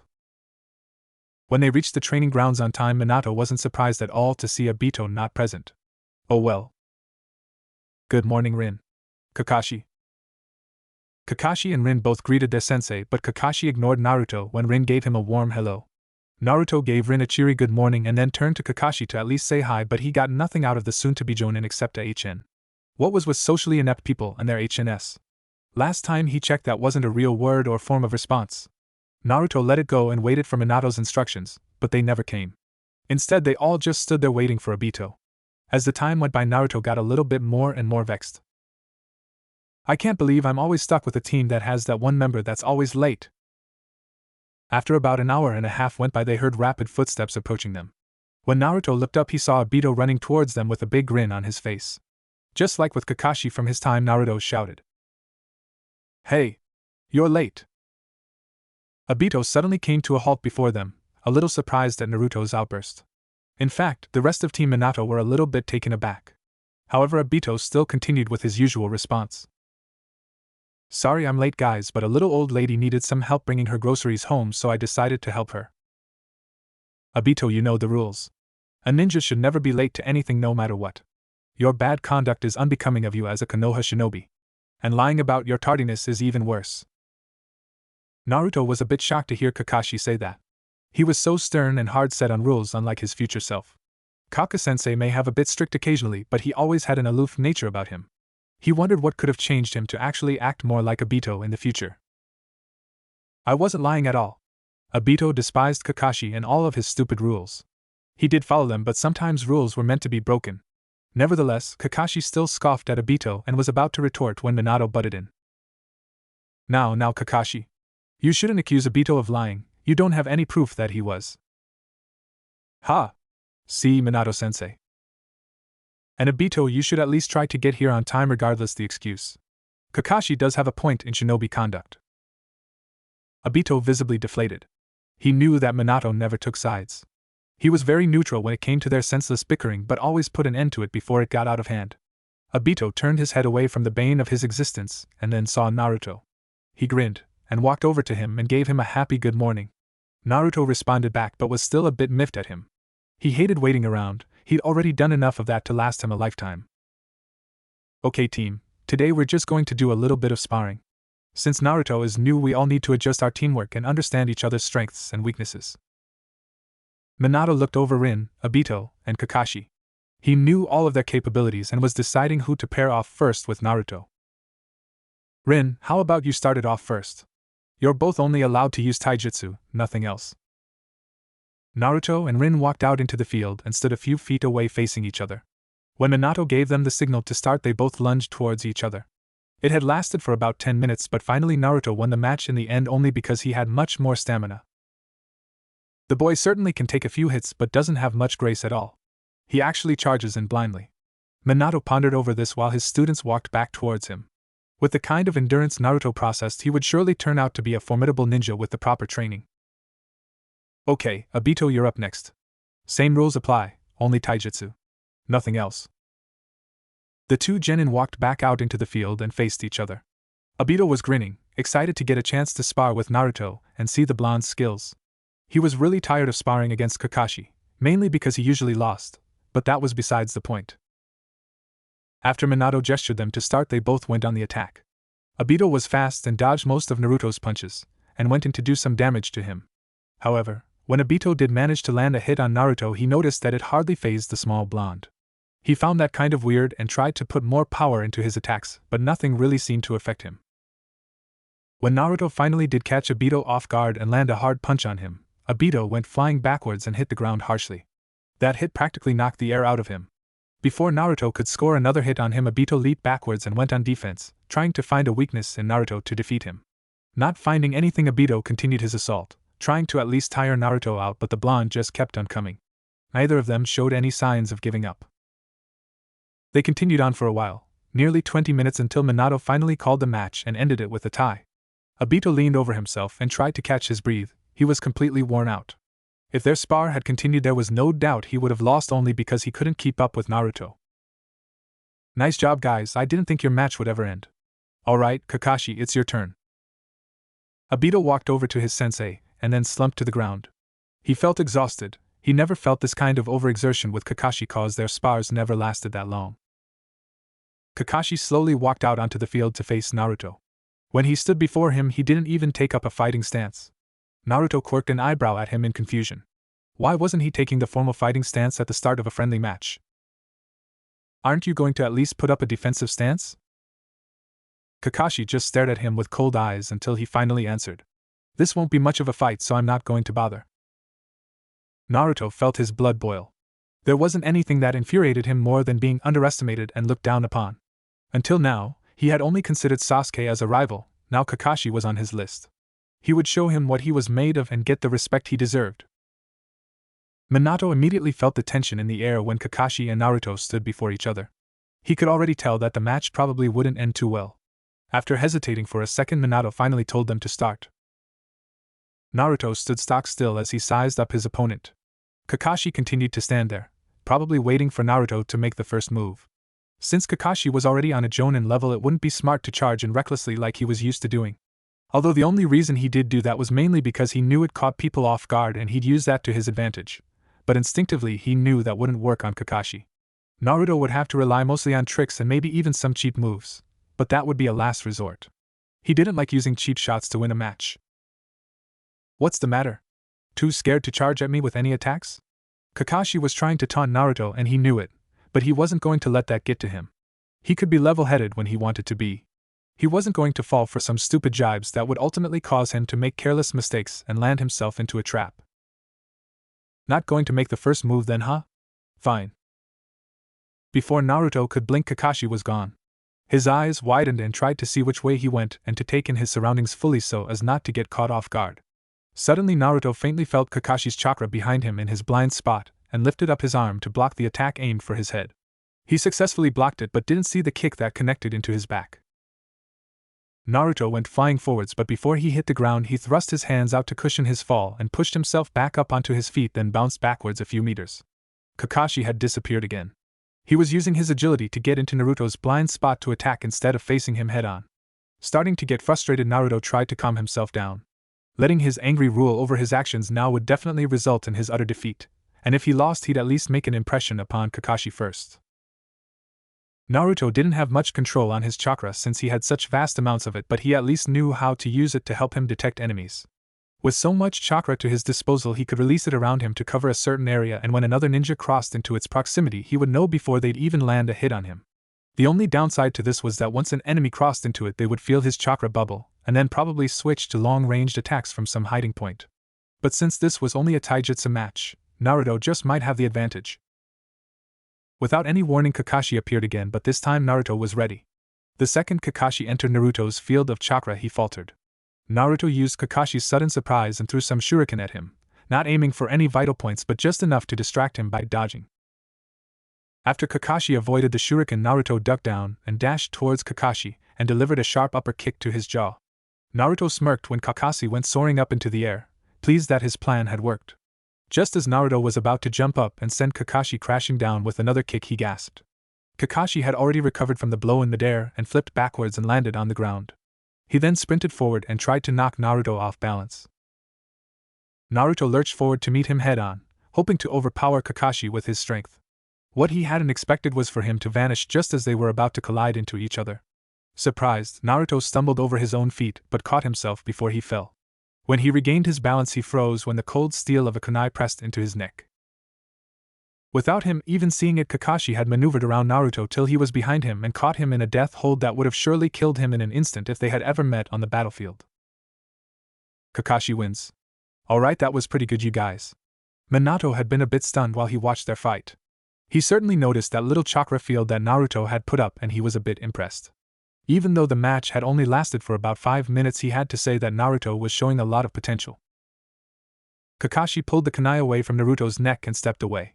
He was really shocked when he realized that he had stepped into that mass of chakra, and at how well the blonde was able to take his opponents by surprise. But he'd never admit that out loud. He turned to walk away when Naruto spoke to him. Good match, but I'll be sure to beat you next time. Databao. Kakashi narrowed his eyes at him. You'll never beat me, you're too slow. And I'd never allow an outsider to get the best of me. He didn't trust Naruto, no matter how good-natured he seemed to be, and if the genin did something that would threaten the village, he wouldn't hesitate to kill him. Naruto stood there while Kakashi turned his back on him. He bent his head down so his bangs would cover his anger-filled eyes. His fists clenched, and he bit his lower lip with one of his abnormally long canines. He'd never show it or admit it, but Kakashi's words hurt him. To be called an outsider even when he truly was a part of the same village cut deeply into him. Even though Kakashi had called him that for different reasons, he still couldn't help but feel worse about himself upon remembering the villagers calling him an outsider when he was younger.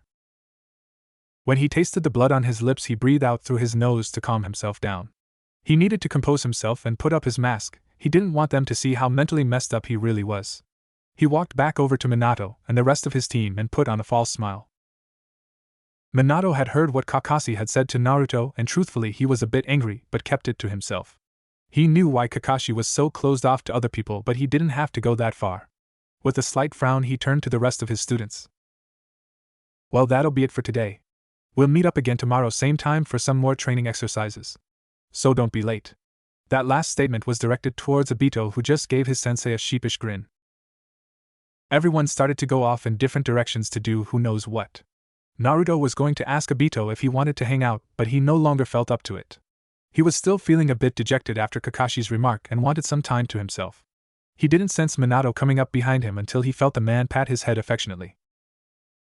"Naruto, I have some business to take care of, so you can explore around the village if you want to. Here's a spare key to the apartment." Minato handed Naruto the key before heading off and telling Naruto to enjoy himself. Naruto clutched the key in his hand as he headed off into the core of the village. He already knew everything to know about Konoha and tried to think of what to do for a while. After about an hour of walking around aimlessly, he became bored. And when Naruto was bored and had nothing to do, he would start to think. And thinking was something Naruto tried to avoid. It was why Naruto was usually so impulsive. Thinking always led to the darker recesses of his mind, and he tried not to wander off there. If he just did things without thinking, then he wouldn't be trapped within his own self-loathing thoughts. But with nothing to do, Naruto thought back on his fight with Kakashi. His words just kept replaying in his head. Outsider. To everyone here, he wasn't exactly considered a part of this village. It was so ironic that even in a different timeline, the people would still think the same. What did he ever do for some deity out there to make him live through such pain and misery? It wasn't fair. Naruto heaved a sigh. So Kakashi hated his guts. He shouldn't be bothered by this fact, but somehow it still hurt to know that the guy didn't accept him. At least Kaka-sensei had never shown any resentment towards him, and since he never did, Naruto liked to think that deep down his old sensei did care for him. Even if a little. Naruto's eyes suddenly set into a hard, determined look. He was going to make Kakashi accept him one way or another. He would make the other admit that he was now a Konoha shinobi, a worthy opponent, and a trusting comrade. As Naruto made this decision, he remembered earlier Minato had mentioned that Naruto should get Kakashi a gift. Now that he thought about it, he really didn't know what to get him at all. What kind of gift would be suitable for a guy like him? While pondering this, Naruto looked all around at the different shops. He was at a complete loss as what to get him, and he even realized that he had no money on him either. Hopefully they'd be doing some missions soon so he'd earn some money. Naruto decided to go back to the apartment, not knowing what to do with himself. As he walked in that direction, something caught his attention out of the corner of his eye. He stopped outside of a store, and after staring at it for a few seconds, Naruto's face lit up into a toothy smile. He knew exactly what to get Kakashi. Kakashi and the Umbu had scouted the entire area and still couldn't find any leads to Naruto's disappearance. There wasn't even anything left in the spot where he had vanished. All they found were the tracks of the shinobi that had took off after the failed attack. "We'll take it from here, Kakashi-san. Report back to the Hokage and inform him that we will be pursuing the enemy." Kakashi nodded towards Hawk, the leader of the Umbu squad. Then the Umbu dispersed and disappeared. Kakashi took off in the opposite direction back towards the village. Feelings of regret and hopelessness started to rear its ugly head again. He felt like he had failed as a sensei. Even worse, he felt like he had failed his former sensei. Ever since Minato died protecting the village, he had closed his heart away from people for good. He did have acquaintances, but that was all he ever kept them as, nothing more. Obito's death had the biggest impact on his life, and it was probably one of his biggest regrets. Although over time, he slowly started to heal from it because he still had Rin and Minato by his side. After Rin disappeared and was later pronounced dead, all he had left was Minato to lean on. He was his idol, the strongest shinobi in the entire village and probably even one of the strongest across the ninja nations. And then there was Kushina. He wasn't that close to her, but she always had this way about her that helped him to cope with Obito's and Rin's death. During those times he wanted nothing to do with anyone, but she always made a point of being there for him. He had, unwilling, accepted her as like an older sister. When she became pregnant with Minato's child, he was always at her beck and call, more than happy to assist her, and rather excited over their unborn baby. It was one of the few times he had been truly happy in a long time, and fate just had to shatter it all with the Kyuubi's attack. Not only did he have to lose his beloved sensei to that demon, but he lost his very cherished sister-like figure Kushina. That day was when the rest of his most precious people were taken away from him, and he felt utterly alone, the same as when his father committed suicide. That had been the final straw, and he locked his heart and emotions away from everyone. He didn't want to go through that kind of pain ever again. While he was drowning in his anguish, he had completely forgotten about Minato's and Kushina's baby. He had assumed that he too had been killed during the attack. When the Sandame approached him with the newborn, he had overflowed with immense joy that something of his former senseis and sisters had survived, that he still had a piece of them left. However, it shocked him to his core when he learned that the baby, Naruto, was now the Nine Tails container. The Sandaime had asked Kakashi if he would adopt Naruto since he was Minato's former student and at the moment, the best candidate to care for infant. Till this day Kakashi regrets his foolish actions. He refused the third Hokage to take Naruto and raise him. He didn't want that demon anywhere near him. It hurt to even look at him because he resembled his deceased sensei so much, and yet carried the monster that had killed him. And how ironic was it that the monster that destroyed their village and killed so many people had to look like their hero, their savior. It was a complete mockery. It practically sullied the Yondaime's legend. Back then Kakashi was just as biased as the rest of the villagers, and because of his hate for the child, he threw himself into countless S-rank missions, anything that would keep him out of the village for an extended period of time and away from him. It wasn't till years later that Kakashi's image of the boy began to break. Naruto was probably just around the age of 5 when Kakashi saw him again. He was on his way to see the Hokage when he saw the boy being harassed by the villagers. Kakashi didn't care. He was going to ignore the situation until he heard the boy shout, claiming that he was going to become the Hokage someday, and that everyone would have to respect him then. He then ran away in tears. Kakashi had seen so much of Kushina shining through the boy and even saw the determination in his eyes, just like Kushina's when she became passionate about something or other. Not only that, but Naruto was truly looking more and more like his father. For the first time in years he felt the guilt clench in his heart and stomach. And that's all he ever felt for years to come as he watched the boy grow. He couldn't believe how stupid he was to even think that Naruto was the demon itself. He was still a human being too, and his mentor's child no less. The shame of his ignorance had weighed down on him, and he wanted nothing more than to start his life over. His entire life was just filled with mistakes that he had made anyway, one right after the other. And despite his change of heart, he couldn't bring himself to face Naruto or to take on his rightful responsibilities. He was afraid because if he did suddenly move into Naruto's life, the boy would one day ask why he wasn't there right from the beginning for him once he discovered that his father was Kakashi's teacher. He never wanted to come to that point, so instead he just watched him from the sidelines, protecting him from the shadows so he'd never see him. The second time the Sandaime approached him, it was to ask if he would take on a genin team and become a sensei. The third Hokage had, on numerous occasions, asked him the same request before, and Kakashi had indeed tried, but all those genin that he had tested were imbeciles and weren't worth his time. All he wanted was to keep an eye out on Naruto. However, when he learned that Naruto was now a genin and that the Hokage had wanted him to be his jonin instructor, he accepted, a bit reluctantly though.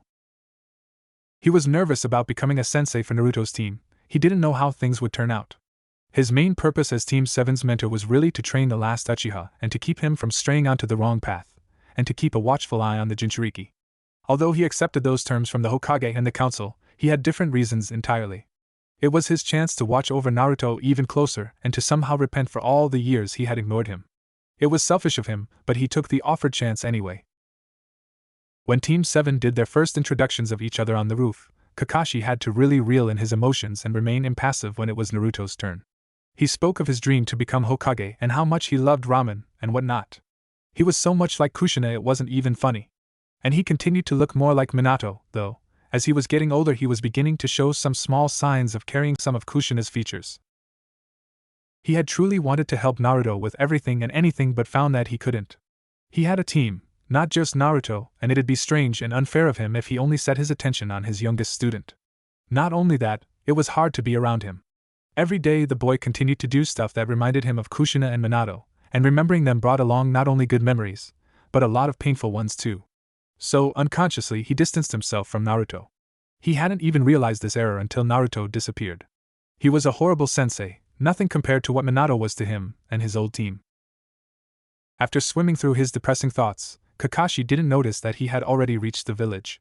It was nearly sundown, and despite the calming, ethereal scene of the sun setting, he looked away. Nature's unique beauty was contrasting with his inner feelings at that very moment. He thought about visiting the Kia Memorial Stone after seeing the Hokage but quickly abandoned the idea. He didn't want to face Minato and Kushina or his old teammates, even if they weren't physically there. He just wanted to go home and have a dreamless sleep. It had been about a week since the mission's accident that landed Naruto in the past, and it was probably the best week of his life. Well, it would have been the best week ever in his young life if it weren't for a certain gray-haired shinobi. Kakashi never failed to leave Naruto with his teeth grinding together. Kakashi continued his cold attitude towards the blonde and would constantly point out the genin's flaws during their matches. It frustrated him. No matter how hard he tried to prove himself to that jerk, he would always look down on him. He just wouldn't accept him as an equal at all. But other than that headache, Naruto was having the time of his life. He had become good friends with Obito, and he learned a lot about him and his clan. He felt bad for him too because he wasn't what everyone thought of as a true Uchiha. Obito had mentioned that he considered himself the black sheep of the Uchiha clan. Naruto really felt for him. He knew how it felt to be seen as an outcast. Other than that, he and Obito trained together a lot, both wanting to become stronger. Rin occasionally joined them as well and would heal any small injuries they obtained when sparring against each other. Sometimes Minato found them training together, and would always offer help and advice.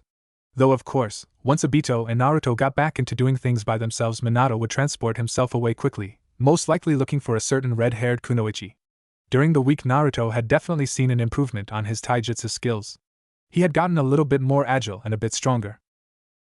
When they weren't training together as a team, or training by themselves, they had done a few D-rank missions, just to help build their teamwork. Kakashi was never present for those, of course. He was off training on his own. Naruto had to admit that, even if he hated D-rank missions with a passion, he had a lot of fun doing them with Obito, Rin, and Minato. Every day he spent with them, he forgot more and more about his old team. One of Naruto's favorite things ever had to be when Kushina came over to visit, which was every night if she wasn't on watch duty. He didn't see her much during the day. He didn't know where the woman went and what she did, but he knew that when Minato wasn't present, he was most likely with her or on some kind of business. Kushina was a fantastic cook too. She made ramen the first night she made dinner for them, and Naruto thought that he was slurping noodles made from heaven. It was like ambrosia. He loved her cooking, and so did Minato. She had made curry rice, sukiyaki, oyakodon, and barbecue. Naruto loved every single dish, but her ramen was the best. Ichiraku's ramen couldn't even compare to it. He had also never eaten such a variety of food before. He was used to just eating rice and cup ramen. Not exactly a healthy diet, but that was beginning to change with Kushina around. She was a whiz in the kitchen and made the best food, but sucked at cleaning up afterwards. The cleanup was usually left to Minato and Naruto, but he didn't mind. The three of them shared a lot of laughs and stories, and Naruto practically basked in their company. He soaked it all up, never wanting it to end. He quickly began to call Kushina Nei-chan because he was starting to become really close to her. A few times he'd look in the refrigerator in the morning looking for something to eat for breakfast, and would find a small plate of rice balls with a little note on it. The note always had an amusing message from Kushina to him, often saying the rice balls were for him so he'd have the energy to kick butt in training or missions that day. It put a genuine smile on his face at the beginning of every day. Currently, Naruto was walking through the streets of Konoha while munching on his rice balls. It was still early and the team didn't have to meet up for another hour still. When he woke up that morning, Minato was already gone, so he decided to get out early too. As he passed by people, he kept his guard up. Even if the villagers of this time didn't know what he really was and treated him better, he just couldn't get over his paranoia. Old habits die hard, and his body was used to tensing up when someone came a bit too close to him. I shouldn't be so afraid of them anymore. None of them have a real reason to hate me. Naruto was so caught up in his musings that he didn't notice the presence that had been following him around all morning. Unbeknownst to him, Kakashi had been following Naruto all week. He was still trying to figure out the puzzle that surrounded around the blonde. So far, he discovered nothing except that Naruto had been training a lot with Obito, and sometimes Rin, and the blonde had gotten very close with Kushina. Even Minato shared a close bond with Naruto. The former grass nin seemed to be very at home in Konoha. A bit too at home. Sometimes Naruto would wander around the village aimlessly, and other times it seemed he knew exactly where he was going. It was a bit strange how the blonde didn't seem to get lost. Not only that, he had this way about him that pulled people closer to him, that made them trust him. He was beginning to have his doubts. Maybe he had been wrong about Naruto. Either way, no matter how insistent the brat was about making him acknowledge him, he wouldn't. He still had some suspicions, and as a true Konoha shinobi, he wouldn't be fooled if Naruto was playing with them. With one last look towards Naruto, Kakashi took off in the opposite direction. Whenever he was done keeping a watchful eye on the genin, he would go off to do some meditating or training before he had to meet up with the team. An hour later, Rin, Kakashi, Naruto, and Minato were all sitting together at their meeting place. All of them were waiting on their final team member to show up. After another hour dragged by, Naruto flopped onto his back with an exasperated sigh. He was getting sick of this. As much as he liked Obito, he really hated this weird habit of his. Can't one of us go out to look for him? Minato gave Naruto a sidelong glance and looked back up at the sky to determine the time by the sun's position. No, he should be showing up pretty soon. Naruto grumbled under his breath. He had to say, Minato-sensei was a bit of a pushover, or so he thought. He didn't even seem to enforce his own rules about being on time when it came to Obito. All he did do was stop him and Kakashi from going off on each other. Naruto looked around and observed the rest of his teammates. Rin was sitting down under a tree trying to cool off in the shade from the day's heat. He really liked Rin. She was a very sweet girl and was very educated in her medical ninjutsu. For a while now he had been trying to match her face up with any ninja he knew or remembered seeing from his time. In his time she would surely be a Jonin, or even Umbu. Or dead. A lot of ninja did die during the Third Shinobi World War. Naruto really hoped that wasn't the case. The same with Obito. He was aware of the Uchiha massacre, and the thought of his friend being killed by one of his own clan members made his heart clench. He didn't want any of his newfound precious people to die. He then looked over at Kakashi. He had mixed feelings when it came to him. He was constantly comparing this Kakashi and Kaka-sensei. They were both different yet still alike. This Kakashi was so callous and strict, and Kaka-sensei was more laid back and easygoing. Both were still powerful, and Kaka-sensei still held that firm attitude that told people he was not to be messed with. It was confusing. He wondered what could have happened to change this Kakashi into the future Kakashi. Better yet, he wondered what even made the Jonin to act like this now. Naruto had realized that he knew nothing about his sensei from his time, and even less now in the past. Kakashi was a mystery, and despite the guy's constant malice towards him, he still wanted to know everything about him. Everyone had a reason to act why they did. Sasuke was a great example. Although he didn't know what he was like in his childhood, he knew that the slaughter of his entire family forever changed him into an obsessed avenger. So what happened in Kakashi's past when he was younger, and what happened afterwards before his generation came around?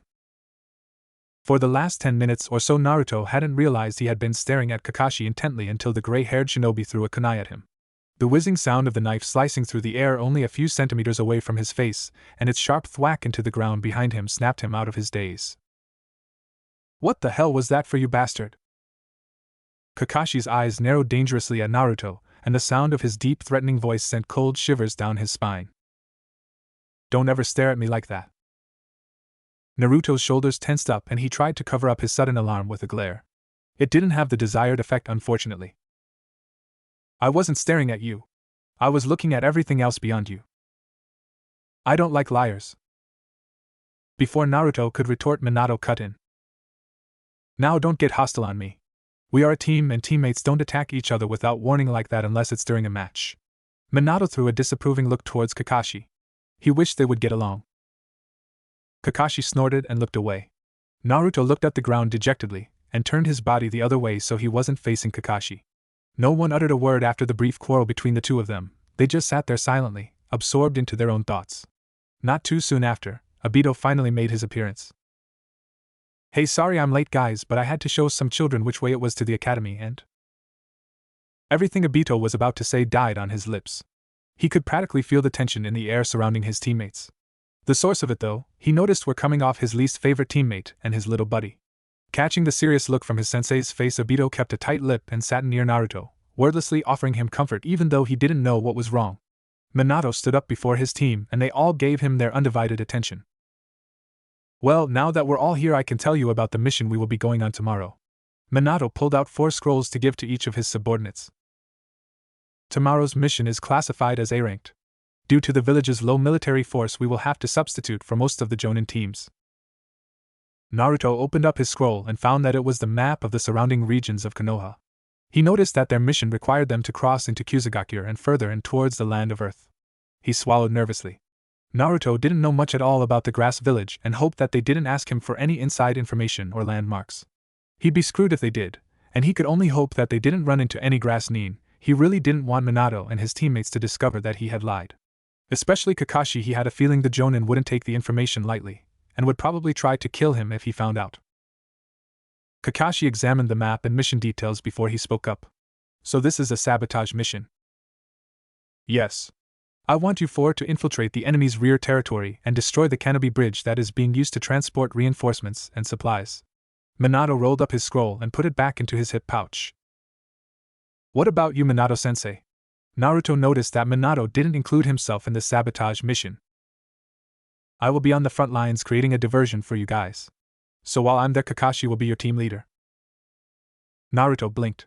He did not just hear Minato-sensei say that. "Ano, did you just say that Kakashi will be commanding the team?" "Hi, I did.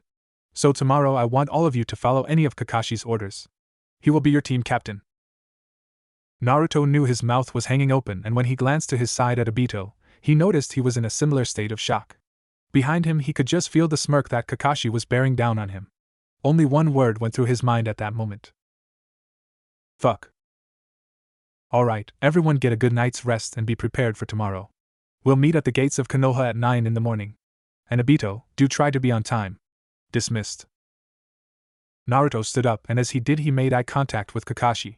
His gaze was cold and calculating, and it made him a shitload more nervous about their mission. He was used to Kaka-sensei calling the shots, but this Kakashi was probably going to be different on this mission. He was going to have to mentally prepare himself for the next day and organize his lies in his head to make sure he didn't slip up if they were confronted by any grass shinobi. Naruto trudged on towards Minato's apartment deep in thought. How the hell was he going to get through this mission? Not to mention they were in the middle of a war, so this mission will be almost 10 times as dangerous as his last A-ranked mission. Naruto's shoulders slumped. When Minato had mentioned they would be doing an A-ranked mission, he was excited. After doing mostly boring D-ranked missions, he had been looking forward to this one. The second Minato had said Kakashi was to be their team leader, well, that just destroyed Naruto's happy little world. And that was what Kakashi was to Naruto. A destroyer of worlds.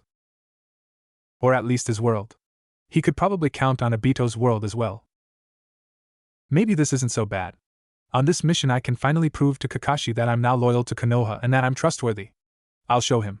I will knock him for a loop, Databeo. Naruto smirked to himself gleefully, imagining various scenarios that ended with him being the savior of the day and Kakashi groveling at his feet saying how wrong he was about him. As Naruto was snickering to himself, he didn't watch where he was going and ended up bumping into someone. Gomen. I wasn't looking where I was going. Ah, Naruto-chan. Naruto scowled at the nickname, but it was quickly replaced with happy smile. Only one person called him that. Kushina Nichan. Kushina beamed down at her favorite blonde Gen and then gave him a strangling hug. Aya Nechan, you're squishing me. Naruto struggled within her grasp, but the redhead only tightened her grip. She always loved squeezing the daylights out of him. After cutting Naruto's air supply off for about a minute, Kushina finally let go. So what are you up to? I thought you had a team meeting. Naruto took a few deep breaths and glowered up at Kushina. While he did enjoy her hugs, he didn't enjoy getting suffocated. When his breathing evened out, a small smile tugged at his lips. Normally, he didn't like to be in close contact with others unless during training. He would always shy away from such physical interaction, but with Kushina, with his Nechan, it was different. We did, but it ended not too long ago. Tomorrow we'll be leaving to do an A-ranked mission. Kushina hummed and tilted her head up in a thoughtful expression. I see. So you'll probably be gone for a while, huh? I should make something extra special for dinner tonight then. Kushina rummaged around in the bags she had been carrying and started to walk with Naruto to Minato's apartment. So, what do you think I should make? Naruto's response was immediate. Ramen. Kushina clenched her hand up and grinned ferociously. Yash! We shall have ramen tonight, Databane. Naruto threw a fist into the air and cheered. Alright. Ramen.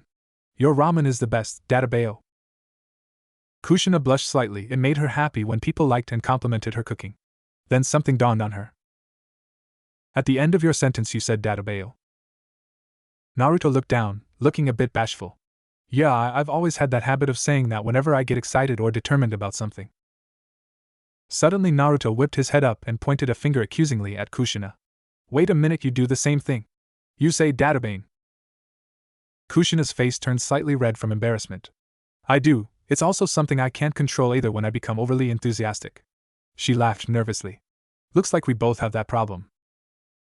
Naruto smiled sheepishly, and they both grew silent as they walked on.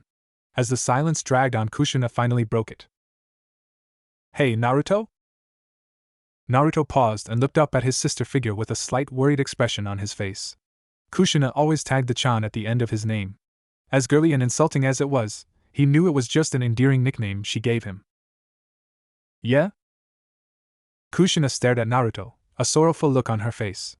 Over the past week the boy had become something as close to as a little brother and, as quickly and shocking to her as it was, she really cared about him.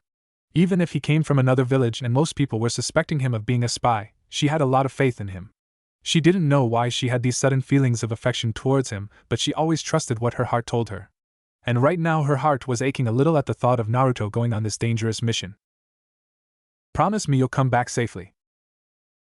Naruto looked stunned for a moment. She really cared that much about him that she wanted him to come back safely? A very warm feeling pooled inside of his chest. No one ever worried over his well-being like that before. It was nice. Don't worry. Nothing will stop me from coming back to this village. I will definitely come back safely. I promise. Naruto closed his eyes and smiled widely in a reassuring manner. Kushina gave him a fond smile.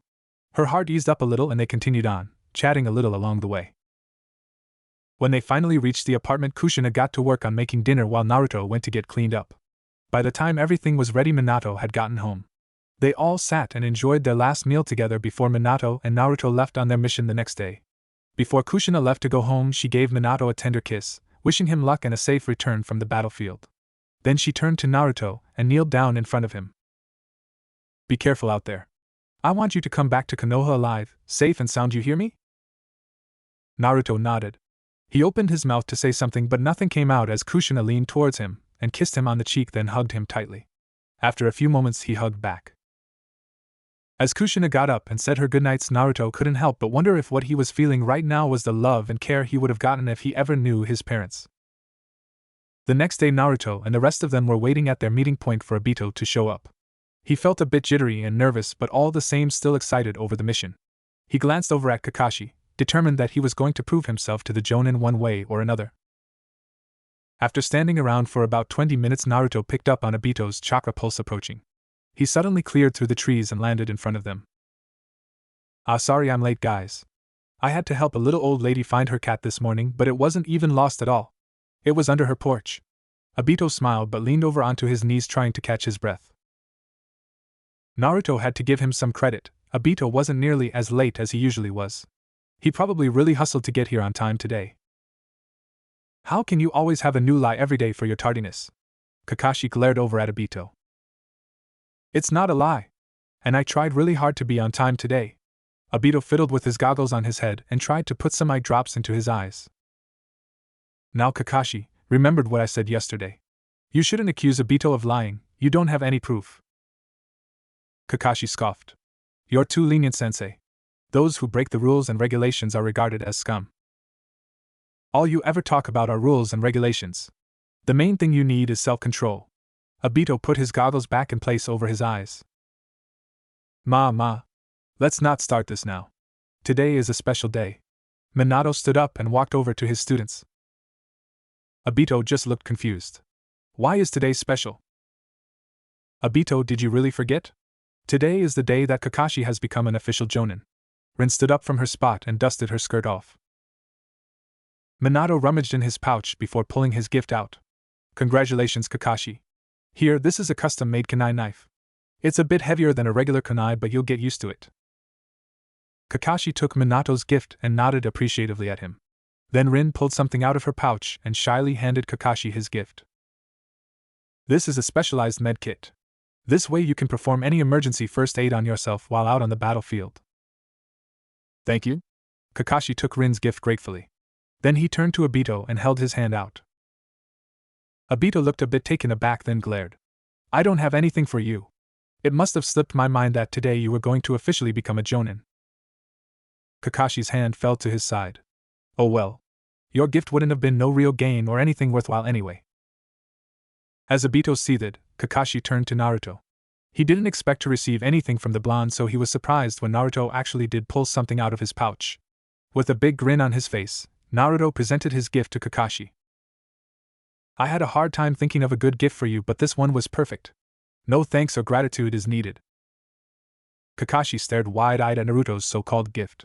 It was an orange book called Aika Aika Paradise. If he wasn't mistaken, that book was a porno. He glared up at Naruto and gave him a "Are you serious?" kind of look. Naruto just stared back innocently. What's wrong? Rin gasped softly when she saw the book while Obito's eyes practically bulged out of his sockets. Minato, on the other hand, was trying to refrain from gapping.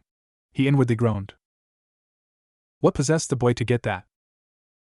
Is this some kind of sick joke? Kakashi continued to glare daggers at the blonde. He was starting to think that he was a complete idiot. No, it's not. This is the very first volume of Aika Aika Paradise, and it just came out a month ago. Besides, I thought you might be the reading type of person. Naruto was inwardly sweating. What was wrong? Kaka-sensei loved these books in his time, so he didn't see the problem. Naruto's plan A, Get the perfect gift for Kakashi so he'd like him more was failing. Instead of taking the book, Kakashi just glowered heatedly at Naruto. He didn't know what to think of this idiot anymore. He was unpredictable. Maybe he wasn't really a threat after all, he was too stupid to be much of one anyway. Minato coughed to ease up the tension in the air. Well, it's the thought that counts, Kakashi. Despite saying this, he still sent Naruto an incredulous look. Naruto just looked back in confusion when Kakashi suddenly huffed and roughly grabbed the book from him. He was only taking it out of courtesy, he'd throw the trashy book away later. Naruto scowled at the bastard's ungrateful attitude. What the hell's his problem? I thought it was a great gift. Stupid unappreciative. After a few moments of uneasy silence, Minato had had enough. These brats were just impossible to deal with sometimes. Alright, let's head out now. We need to cover a lot of ground before the sun sets. Minato then took the lead while the rest of them followed him. It was going to be a long mission. Everyone was silent as they made their way into enemy territory. Naruto was tense and kept looking everywhere around him. He wasn't scared, not at all. He just felt that he should watch his back more carefully so as not to get caught off guard. Better safe than sorry is what they always say, right? With the forest being so dense, it was easy for enemy nin to conceal themselves and to set traps. Suddenly Kakashi stopped and held out his hand to motion the rest of them to halt as well. Naruto stiffened and didn't even realize that he was holding his breath. Good work, Kakashi. Minato smiled, proud of Kakashi's sharp observation of the surrounding area. He kneeled down and placed his index finger on the ground, trying to find a trace of the enemy's chakra. Only one of them? No. Everyone be on your guard. There are 20 of them. Although, it could be a Kage Bunshin. Then I'll attack them. Can you cover me, sensei? Naruto looked at Kakashi like he was crazy. There was no way he could take on 20 shinobi at once head-on. Don't be so hasty, Kakashi, you should back me up. Minato had no doubts in Kakashi's skills as a ninja, but he wanted to ensure the safety of all of his students before he left them to continue the mission alone. Kakashi ignored Minato and performed a few hand signs. Did you forget, Minato-sensei? I'm captain of the team today. Besides, there's a new jutsu I've been working on that I want to test. Naruto watched as Kakashi held his right hand with his left while a flickering bluish hue of chakra began to form. The air began to crackle and hiss as the chakra grew bigger and brighter in Kakashi's hand. Naruto immediately recognized it as the Chidori. He remembered when Kaka-sensei used that in the Land of Waves when he was trying to kill Zabuza but instead ended up killing Haku. Naruto couldn't help but stare in awe at how advanced Kakashi was at such a young age. He had to admit, Kakashi was pretty cool. Here I go. Kakashi was about to spring forward and attack when Minato stopped him with his hand. Kakashi glanced to his side at him. Even if there are 20 or more of them, I can take them down in a flash. It'll be just like your nickname. Kakashi set his gaze forward, determined to show Minato that he was a worthy jounin of Konoha and more than capable of handling this mission. He was ready. And I'm the captain. The rule says that the team must obey their captain's orders. Minato's face was blank as he hesitantly withdrew his hand. Kakashi was right, he had to obey his orders for now. With a sudden burst of speed, Kakashi took off and disappeared. He located the enemy easily and dashed towards him and attacked. The rock shinobi only showed a sign of surprise on his face before he went up in smoke. Hey, Kagebushin, sensei was right. Kakashi leapt up into the tree and spotted more clones scattered around the area. He quickly attacked and defeated them one by one with no difficulty. While Kakashi was handling the clones around him, one of them crept up behind the other 3 unsuspecting genin. Naruto was still mesmerized by Kakashi's fluid attacks. One after the other his enemies fell and none of them managed to land a hit on him. I can't believe how strong Kaka-sensei was when he was so young, even when he didn't have the Sharingan. He truly was a genius, no wonder he chose to focus more on Sasuke. Naruto's depressing thoughts were suddenly cut short when he felt the enemy appear right next to him and Obito. He nearly froze up with fear until he saw the rock shinobi about to attack Obito, who was also frozen in place. Before Naruto could even blink or try to rescue his friend, Minato stepped in and disposed of the enemy nin. Obito, Naruto. Don't let your guard down. Sakura. Naruto. Don't get caught off guard. Naruto's breath hitched. It was just like before. That was the last thing that Kaka-sensei had said to him back in his time before he ended up in the past. Naruto grit his teeth together. Not again. Naruto wasn't weak and he knew he was strong. He never got to prove himself to Kaka-sensei or the rest of his team, but he would prove himself to Kakashi and the team he was with now. Minato turned back towards Kakashi, keeping a watchful eye on him and seeing if he needed to step in, but the newly ranked Jounin seemed to have everything under control. Kakashi had already taken down all the enemy's clones and was rapidly closing in on the original. That's 18, you're next. Kakashi pumped more chakra into his Chidori as he approached his final target when the Rock Nin scoffed. Don't get so cocky, brat. Minato saw the Rock Nin pull out a sword from his side but noticed that Kakashi wasn't even aware of this. Quickly he dashed towards his student and deflected the enemy's sword from Kakashi's midsection and pushed him away while using his other hand to grab the Rock Nin's foot for balance. Despite the attack missing its intended mark, it still sliced harshly into Kakashi's shoulder. With the failed attack, Minato grabbed Kakashi and jumped backwards towards his team as the enemy leaped away and hit himself. Kakashi! Are you alright? Rin immediately ran to Kakashi's side and began to heal his wound but soon realized it was a bit deeper than it appeared to be. Minato closed his eyes in concentration and started to take off his backpack. I've marked him. Minato released his hold on his bag and abruptly vanished. The sound of the bag hitting the ground seemed to echo through the trees and had Naruto snap his head up. His eyes widened when he saw Minato nowhere in sight. A few seconds later an eruption of crows took off from the trees in a panic and Minato appeared before them again. What kind of technique was that? I didn't even see him move. Back in the academy Naruto had heard that the Yondaime was nicknamed the Yellow Flash but never knew what that had meant.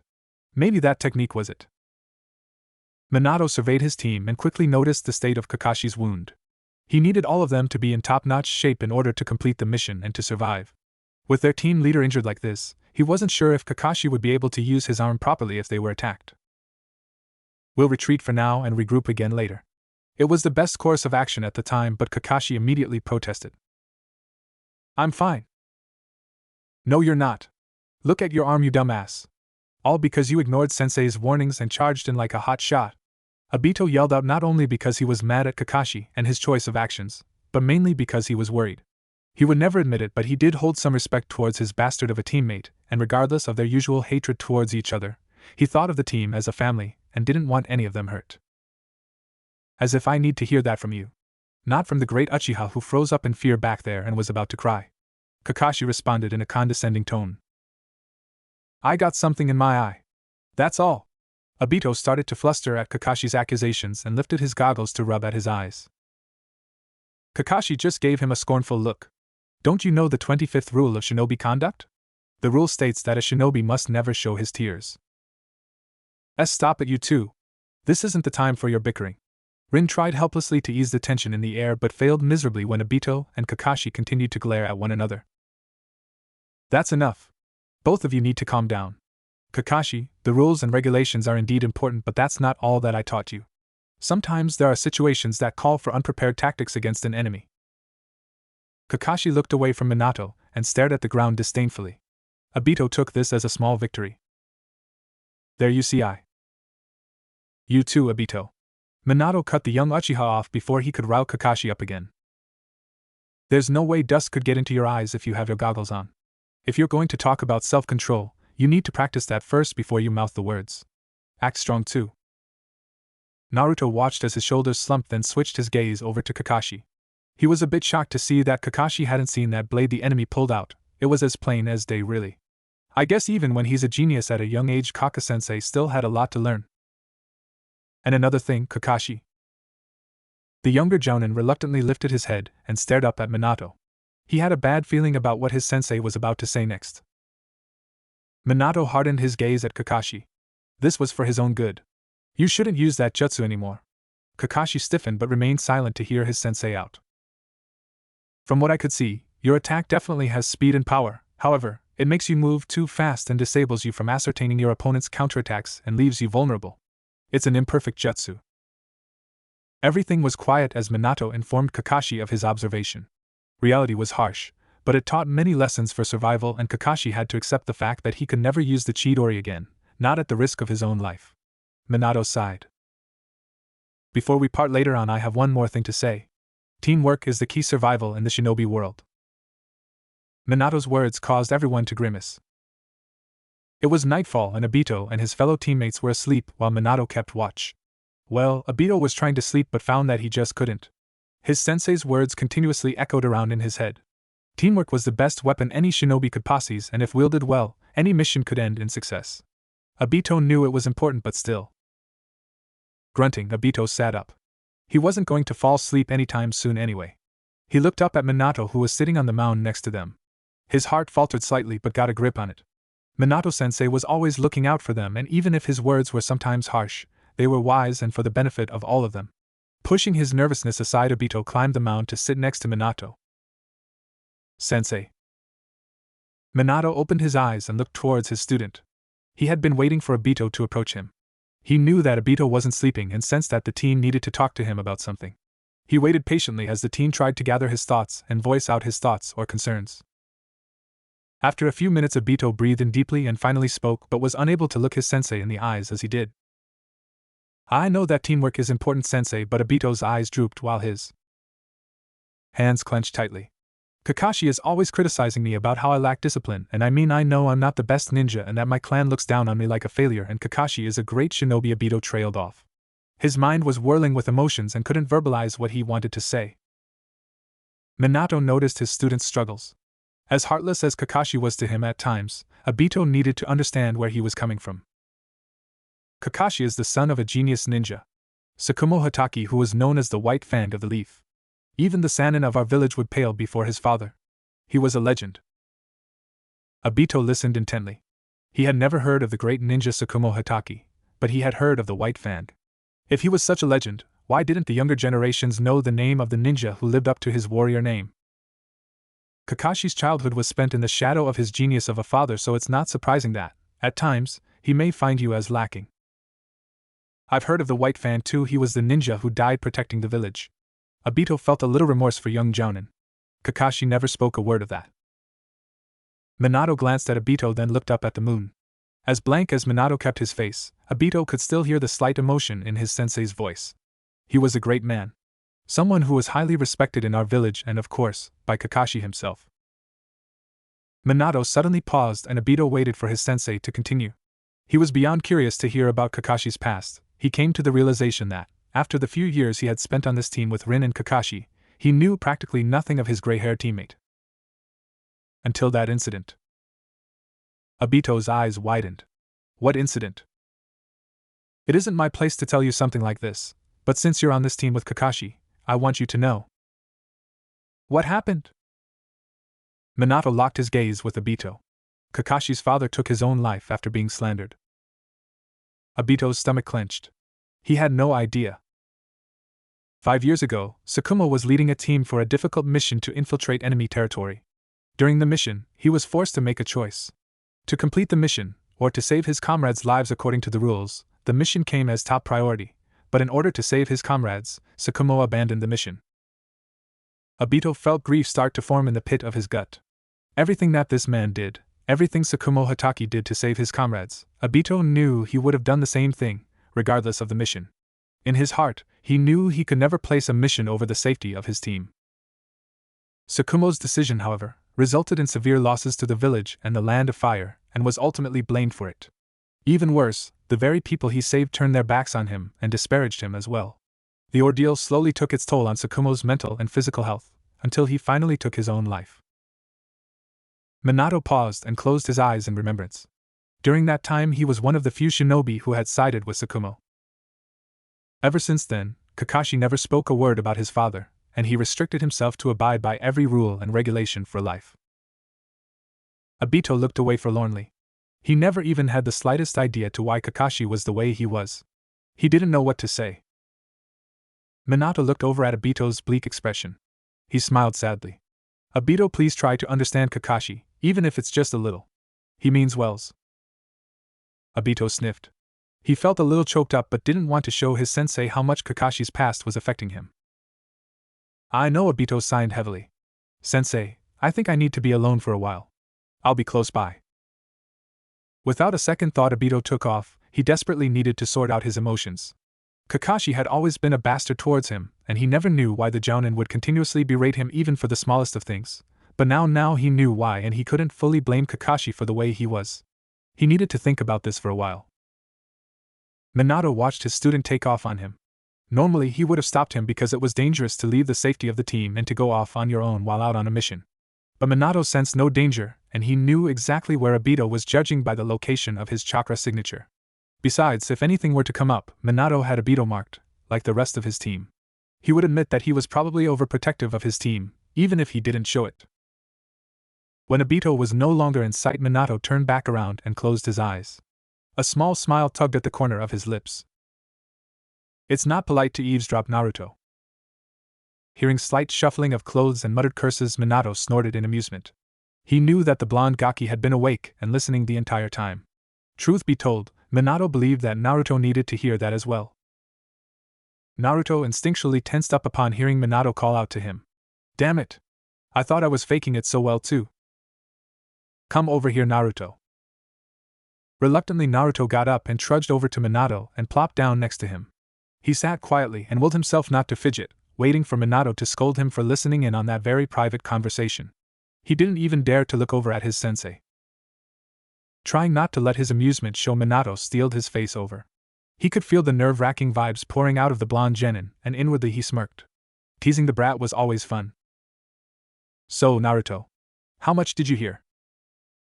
Oh, I didn't. Naruto was desperately trying to grasp for some sort of excuse to give, but knew it was pointless. He felt really bad, not just because he heard everything, but because of what he learned about Kakashi. Naruto closed his eyes and took a deep breath. I'm sorry, sensei. Sorry for what? Naruto snapped his eyes open and stared at Minato. His face was still blank, but his eyes were swimming with mirth at the blonde's supposed blunder. Naruto's eye twitched. You mean I'm not in trouble? Minato's lips twitched slightly until he finally smirked. No. I knew from the beginning that you were awake and had been listening in. Oh. Naruto sunk in on himself. He hadn't meant to eavesdrop, but he couldn't sleep. His body was tired, but his mind was restless, and wouldn't allow him to drift off into the world of unconsciousness. Then he heard Obito move about and go up to sit next to Minato, and they began to talk. Naruto knew that whatever was bothering Obito wasn't any of his business at that moment, and had every intention of ignoring them, but when Kakashi was brought up, he just couldn't help but listen intently. Minato looked at his sulking student, and reached out to him. He had gotten into this habit of patting him on the head, or ruffling up his hair that resembled his so much whenever he felt that Naruto was feeling down. He didn't know why, he just had this insistent urge to console him. Minato had decided that it was probably just his kind nature that made him feel this way towards Naruto, though he never really displayed such fondness to his other students. It's alright, Naruto. I wanted you to hear that conversation too. You needed to learn about Kakashi's past. Naruto's sky-blue eyes met with Minato's azure gaze. Naruto's eyebrows furrowed together, not understanding Minato. Naruto, I know Kakashi has been unjustly harsh towards you. Even more so towards you than Obito lately. While I fully understand Kakashi and his choice of reasoning, I can't say I can explain his current behavior towards you. Naruto averted his eyes. He didn't know why either, but Kakashi's past certainly explained a lot of things. All he wanted was to befriend Kakashi. Naruto sometimes wondered why he tried so hard to do that. He had done the same with Sasuke. He was becoming really close to Obito, and slowly becoming good friends with Rin, not to mention Minato and Kushina were always there for him. So why was he chasing after Kakashi? In the beginning, the only reason he tried so hard to befriend people was because he didn't want to be alone anymore. Living most of his life in solitude was painful. With no one to turn to when you were sad, no one to turn to for help, no one to praise you for doing something good, no one to scold you for doing something bad, and no one to just always be there, it was lonely. But since coming to the past, Naruto now had people to fill in those gaps in his heart. So why did Kakashi matter? I think I just selfishly want to pull everyone around me and keep them close. Naruto, what do you think? Huh? Naruto shook himself from his daze lightly, and directed his attention back to Minato. When you heard everything, what do you think about it? Without even thinking, Naruto just blurted out his answer. I would have done the same. A bit taken aback by the instant reply, Minato spoke again. Really, even after knowing all the consequences you would face? Naruto glared at Minato. The feelings of anger and remorse he felt when he heard of what the villagers did to Kakashi's father were resurfacing. That doesn't matter. Even if the villagers treated Tsukumo as a pariah for not completing the mission, they should have at least seen him as a hero because he saved his comrades' lives. When it comes down to it, Tsukumo did the right thing. He did the most humane thing anyone could have ever done. That may be so, but it is a part of shinobi conduct to put personal feelings aside and do what must be done. Minato was agreeing completely with Naruto, but he wanted to hear more. Naruto was indeed an interesting little guy, and he wondered if Naruto's thoughts were based on some silly fantasy or were actually backed up by experience. If possible, Naruto's glare intensified. The shinobi conduct is wrong. All it does is try to hide what we all really are, and we're all the same. We're only human. Abiding by the rules is important, but it's more important to do what you know is right. Naruto sighed. All the anger he was holding in seemed to just drain away. To be slandered by your own village for actually saving another human being's life was preposterous. They all turned their back on Kakashi's father, and Naruto felt resentment for the village all over again. Even back then, the village was still ignorant. Even years later after Naruto was born, they hadn't changed, not one bit. He himself was slandered and hated just for holding the demon inside of him. After Naruto found out he was the Kyuubi's container, the Sandaime had a talk with him. He told him that Naruto was a hero because he kept the monster concealed away and was protecting everyone. Too bad no one treated him like one. He was starting to understand Kakashi a little. However, he found it so ironic that, after everything his father had done which he found was right, Kakashi disregarded him and did everything he could to stay true to every rule. It was sad. He wasn't like his Kaka-sensei in that sense. After Naruto calmed down from his short outburst, he whispered softly, "Ano eni Minato-sensei." Minato stared at Naruto as the boy fiddled with the hem of his shirt. Naruto didn't continue right after speaking up, so he decided to try to coax him along. "What is it?" Naruto continued to play with the ends of his shirt, not very sure if he should reveal what he was thinking. After a few moments of silence, Naruto made up his mind. "My old sensei," Naruto paused for a second. "Back in the grass village he taught me the most important lesson of my life that I'll never forget." Intrigued, Minato gestured for Naruto to continue. Not once had he spoken of anything of his old life back in the grass village after he told the third Hokage his story. For a while now, he had been wondering how to approach the blonde about it and ask him, but he had the feeling the kid wouldn't willing speak freely of it, so he never brought it up. "And what did he teach you?" Naruto turned towards Minato with a brilliant smile on his face, his eyes shining with admiration for his former sensei. "He said that those who break the rules are scum, but those who abandon their comrades are worse than scum. Probably the only thing that I admire about Kaka-sensei." Minato was stunned. Truly, the words Naruto spoke were admirable, but that just left many unanswered questions. Naruto claims that he was abandoned by his teammates, but with what he just said it doesn't seem like that was the case. If he learned that from his sensei, then I don't believe they would have just abandoned Naruto. For now, Minato pushed those thoughts aside. He smiled at Naruto. "Your former sensei sounds like he was a great shinobi. A very commendable person." Naruto perked up slightly. He hadn't thought about Kaka-sensei in a while now, but he had to admit that while the man wasn't always around to help him with his training or pay much attention to him, Minato was right. He was a respectable shinobi, and he had, on a couple occasions, dropped by Naruto's place to give him a basket of vegetables. During that time, Naruto hadn't wanted to think that the Jounin did it cause he cared, but only because he felt obliged to keep his students in top health and ready for missions. So maybe Naruto wasn't giving his old sensei enough credit. Naruto would probably never know. He was. Silence engulfed the two of them, and for a while they just stared up at the stars together, enjoying the other's company. Much too soon for Naruto's liking, Minato disrupted the peaceful atmosphere. "I think it's time you head off to bed and get some rest. You have a long day ahead of you tomorrow, and you'll need all your strength." Naruto groaned. He didn't want to go to bed yet, but he inwardly admitted that he was very tired. As much as he was enjoying just sitting with Minato, he occasionally found himself nodding off and tried to snap himself out of it. "All right, good night, Minato-sensei." "Good night, kid." Minato watched Naruto get up and drowsily walk towards his sleeping bag. Suddenly he called back out to him. "Hey, Naruto." Stopping in his tracks, Naruto looked back towards his sensei. "Don't judge Kakashi too quickly. Even though he's hard on you, I think deep down he does accept you, he just doesn't want to admit it." Naruto nodded and finally crawled and snuggled into his sleeping bag. The day's events finally crashing down onto his weary body, and he slowly started to drift off to sleep. Minato's reassurance made Naruto smile. He hoped that Minato was right. The air was thick with unease and it was close to being unbearable. The team had been silent ever since Minato left them to do his part of the mission. Kakashi was now completely in charge and Naruto wasn't all that comfortable with the arrangements. Although Naruto gained a much better understanding of Kakashi last night, That didn't change how he was now, and Kakashi hadn't spoken a word to any of them except to Minato. So Naruto was just a little bit perturbed. They continued on, traveling deeper and deeper into the forest and into the enemy's territory. If everything went smoothly, then they would arrive at the Canopy Bridge within a couple hours and would have no problem to complete their mission.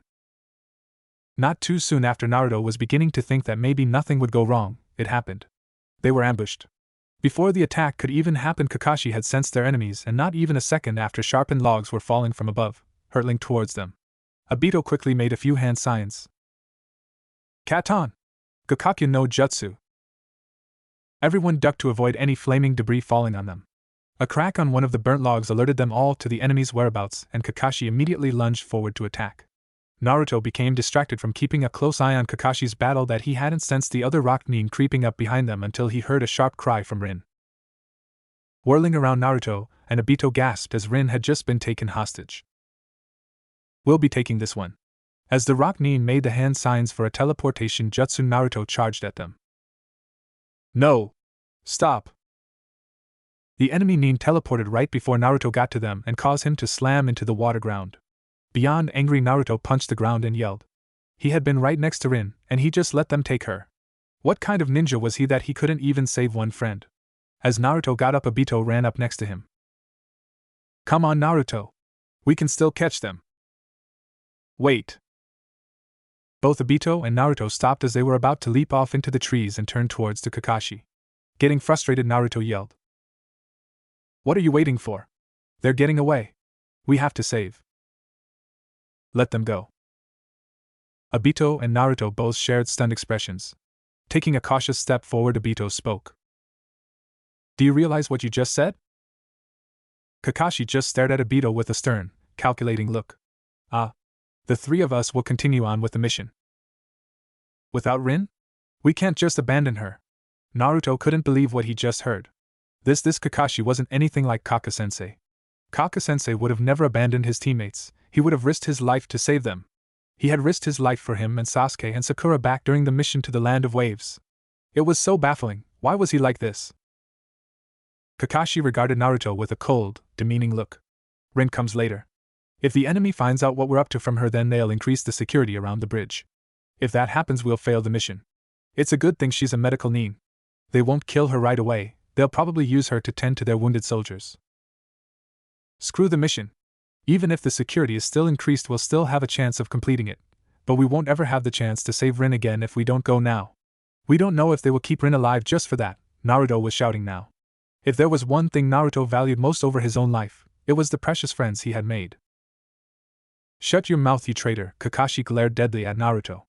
"I don't want to hear those words come out of your mouth after you, a grass shinobi, abandoned his own village. You're not a true ninja of Konoha and never will be. You're scum." Naruto's mouth hanged open in utter shock. A traitor? Scum? As much as it hurt to hold in the truth, Naruto knew he could never reveal to them that he really was a true Konoha shinobi. He bowed his head and lifted his hand to touch the headband that symbolized that he was a leaf shinobi. "I don't care what you say. I am a ninja of Konoha now and proud of it." "No, you're not. You're an outsider. And that's all you'll ever be." Naruto's hands shook. He could feel his rage bubbling deep inside, and it stirred the demon residing in him. Kyuubi loved his rage. It made Naruto vulnerable to its influence. "Even if I'm not from this village, at least I'm a better comrade than you. At least I would go and risk my life to save a friend." A shinobi must put personal feelings aside in order to complete the mission. That is one of the rules we are bound to. Naruto finally looked up and met Kakashi's gaze head-on. Despite everything that he had learned about Kakashi, he just couldn't understand him. And he didn't want to. Naruto broke eye contact and turned his back to Kakashi. Before he took off, told Kakashi the one thing that came to his mind. "You're despicable. Your father was a better shinobi than you could ever be." Kakashi stood shell-shocked as Naruto ran off. His words really shook him to his core. As if he hadn't had enough, Obito stepped in. "Kakashi, he's right. Rin had always saved our lives with her medical ninjutsu, and was always there for us. If it weren't for her, we'd be dead." Calming his destructive emotions, Kakashi spoke. That was Rin's duty. Without warning, Obito punched Kakashi in the face and sent him flying backwards. "I don't like you after all. I hate you. I don't care about how you feel about me. I'm the captain and you will obey my orders. Naruto has proven once again as a traitor for running off against my command. Kakashi picked himself up and stared at Obito indifferently. You need to understand that as shinobi are all tools to be used. Rin was a tool, and she played her part well. Emotions to us are useless. Obito gave Kakashi an incredulous look. Are you serious? For a brief moment, Obito swore he saw guilt flash through Kakashi's eyes, but it was gone before he could confirm it. He looked away from Obito. Do you seriously believe that? Yeah. I do. After a minute of disbelieving silence, Obito glared. Forget it. The two of us never get along. I'm going after Naruto and together we'll save Rin ourselves. Obito started to walk off when Kakashi spoke up again. You don't understand anything. You don't know what happens when you break the rules. Without turning towards him, Obito did the same thing Naruto did, told him what was on his mind. I believe that the White Fang was a hero. For the second time, Kakashi was stunned. Even Obito took his father's side. It's true that in the ninja world, those who break the rules and regulations are regarded as scum, but Obito finally turned around and locked his eyes with Kakashi's. Those who abandon their comrades are worse than scum. Naruto and I are going to be trash anyway, so we choose to break the rules to do what's right. Obito turned his back to Kakashi and walked away. And if that doesn't make us true Konoha ninja, then I'll crush this so-called ninja. Without saying a word, Kakashi turned away and walked in the opposite direction. As Obito's chakra signature began to fade away with the increasing distance, he stopped. Memories of his father assaulted his mind and he couldn't stop them from overflowing. He tried so hard to lock these memories away and to forget his traitorous father, but now he didn't know what to think anymore. A sharp pain suddenly throbbed in his arm, the same arm Rin had tended to. Was his father truly right in his actions all those years ago? After pondering the idea for a few minutes, Kakashi sighed. For the first time in his life, he was going to do something he had forbidden himself from ever doing. Where is he? I should have bumped into Naruto by now. Obito hid in a tree that faced the cave that the rock Nin took Rin into. He had found them easily, but he was surprised that Naruto was nowhere in sight. He couldn't even sense his chakra anywhere. A thought struck him and he felt panic start to clutch its hands around his throat. What if Naruto was captured as well by other rock shinobi? Even if I successfully save Rin, there's no way that I'd be able to find him. Obito pushed those thoughts aside. Naruto was strong, he believed in him. He wouldn't have gotten caught so easily by the enemy, not without a fight, and he knew Naruto could handle his own. He knew from all the training they did together.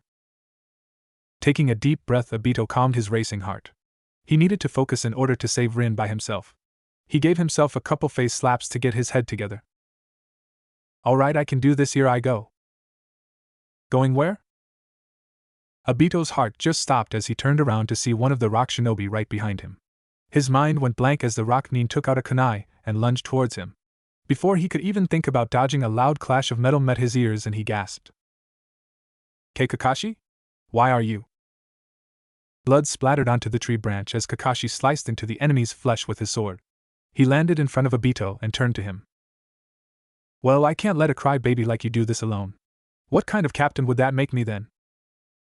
Obito was too shocked at Kakashi's appearance to even feel offended by the insult. Silver hair and white chakra blade, are you the White Fang? Kakashi glanced over at the rock Nin. He looked slightly nervous mentioning his father's warrior nickname. No, this is just my father's keepsake. The rock shinobi visibly relaxed. Ah, I see, then you're the White Fang's kid. I don't need to be afraid then. He cast a jutsu and suddenly vanished. Kakashi sharpened his senses to catch a trace of the enemy but found nothing. Be on your guard, even his scent has been erased. We'll have to catch him from the slightest of movements. Obito tensed and looked all around him. He couldn't see or sense the ninja anywhere. A slight crack was heard and Kakashi whirled around. Obito! Behind you! Obito turned around, but it was too late. Kakashi had already jumped in between them to defend him and left himself completely vulnerable. The rock shinobi had appeared and was going to stab Obito, but with Kakashi in the way, he instead sliced the left side of Kakashi's face and eye. A bit irritating, the enemy vanished again.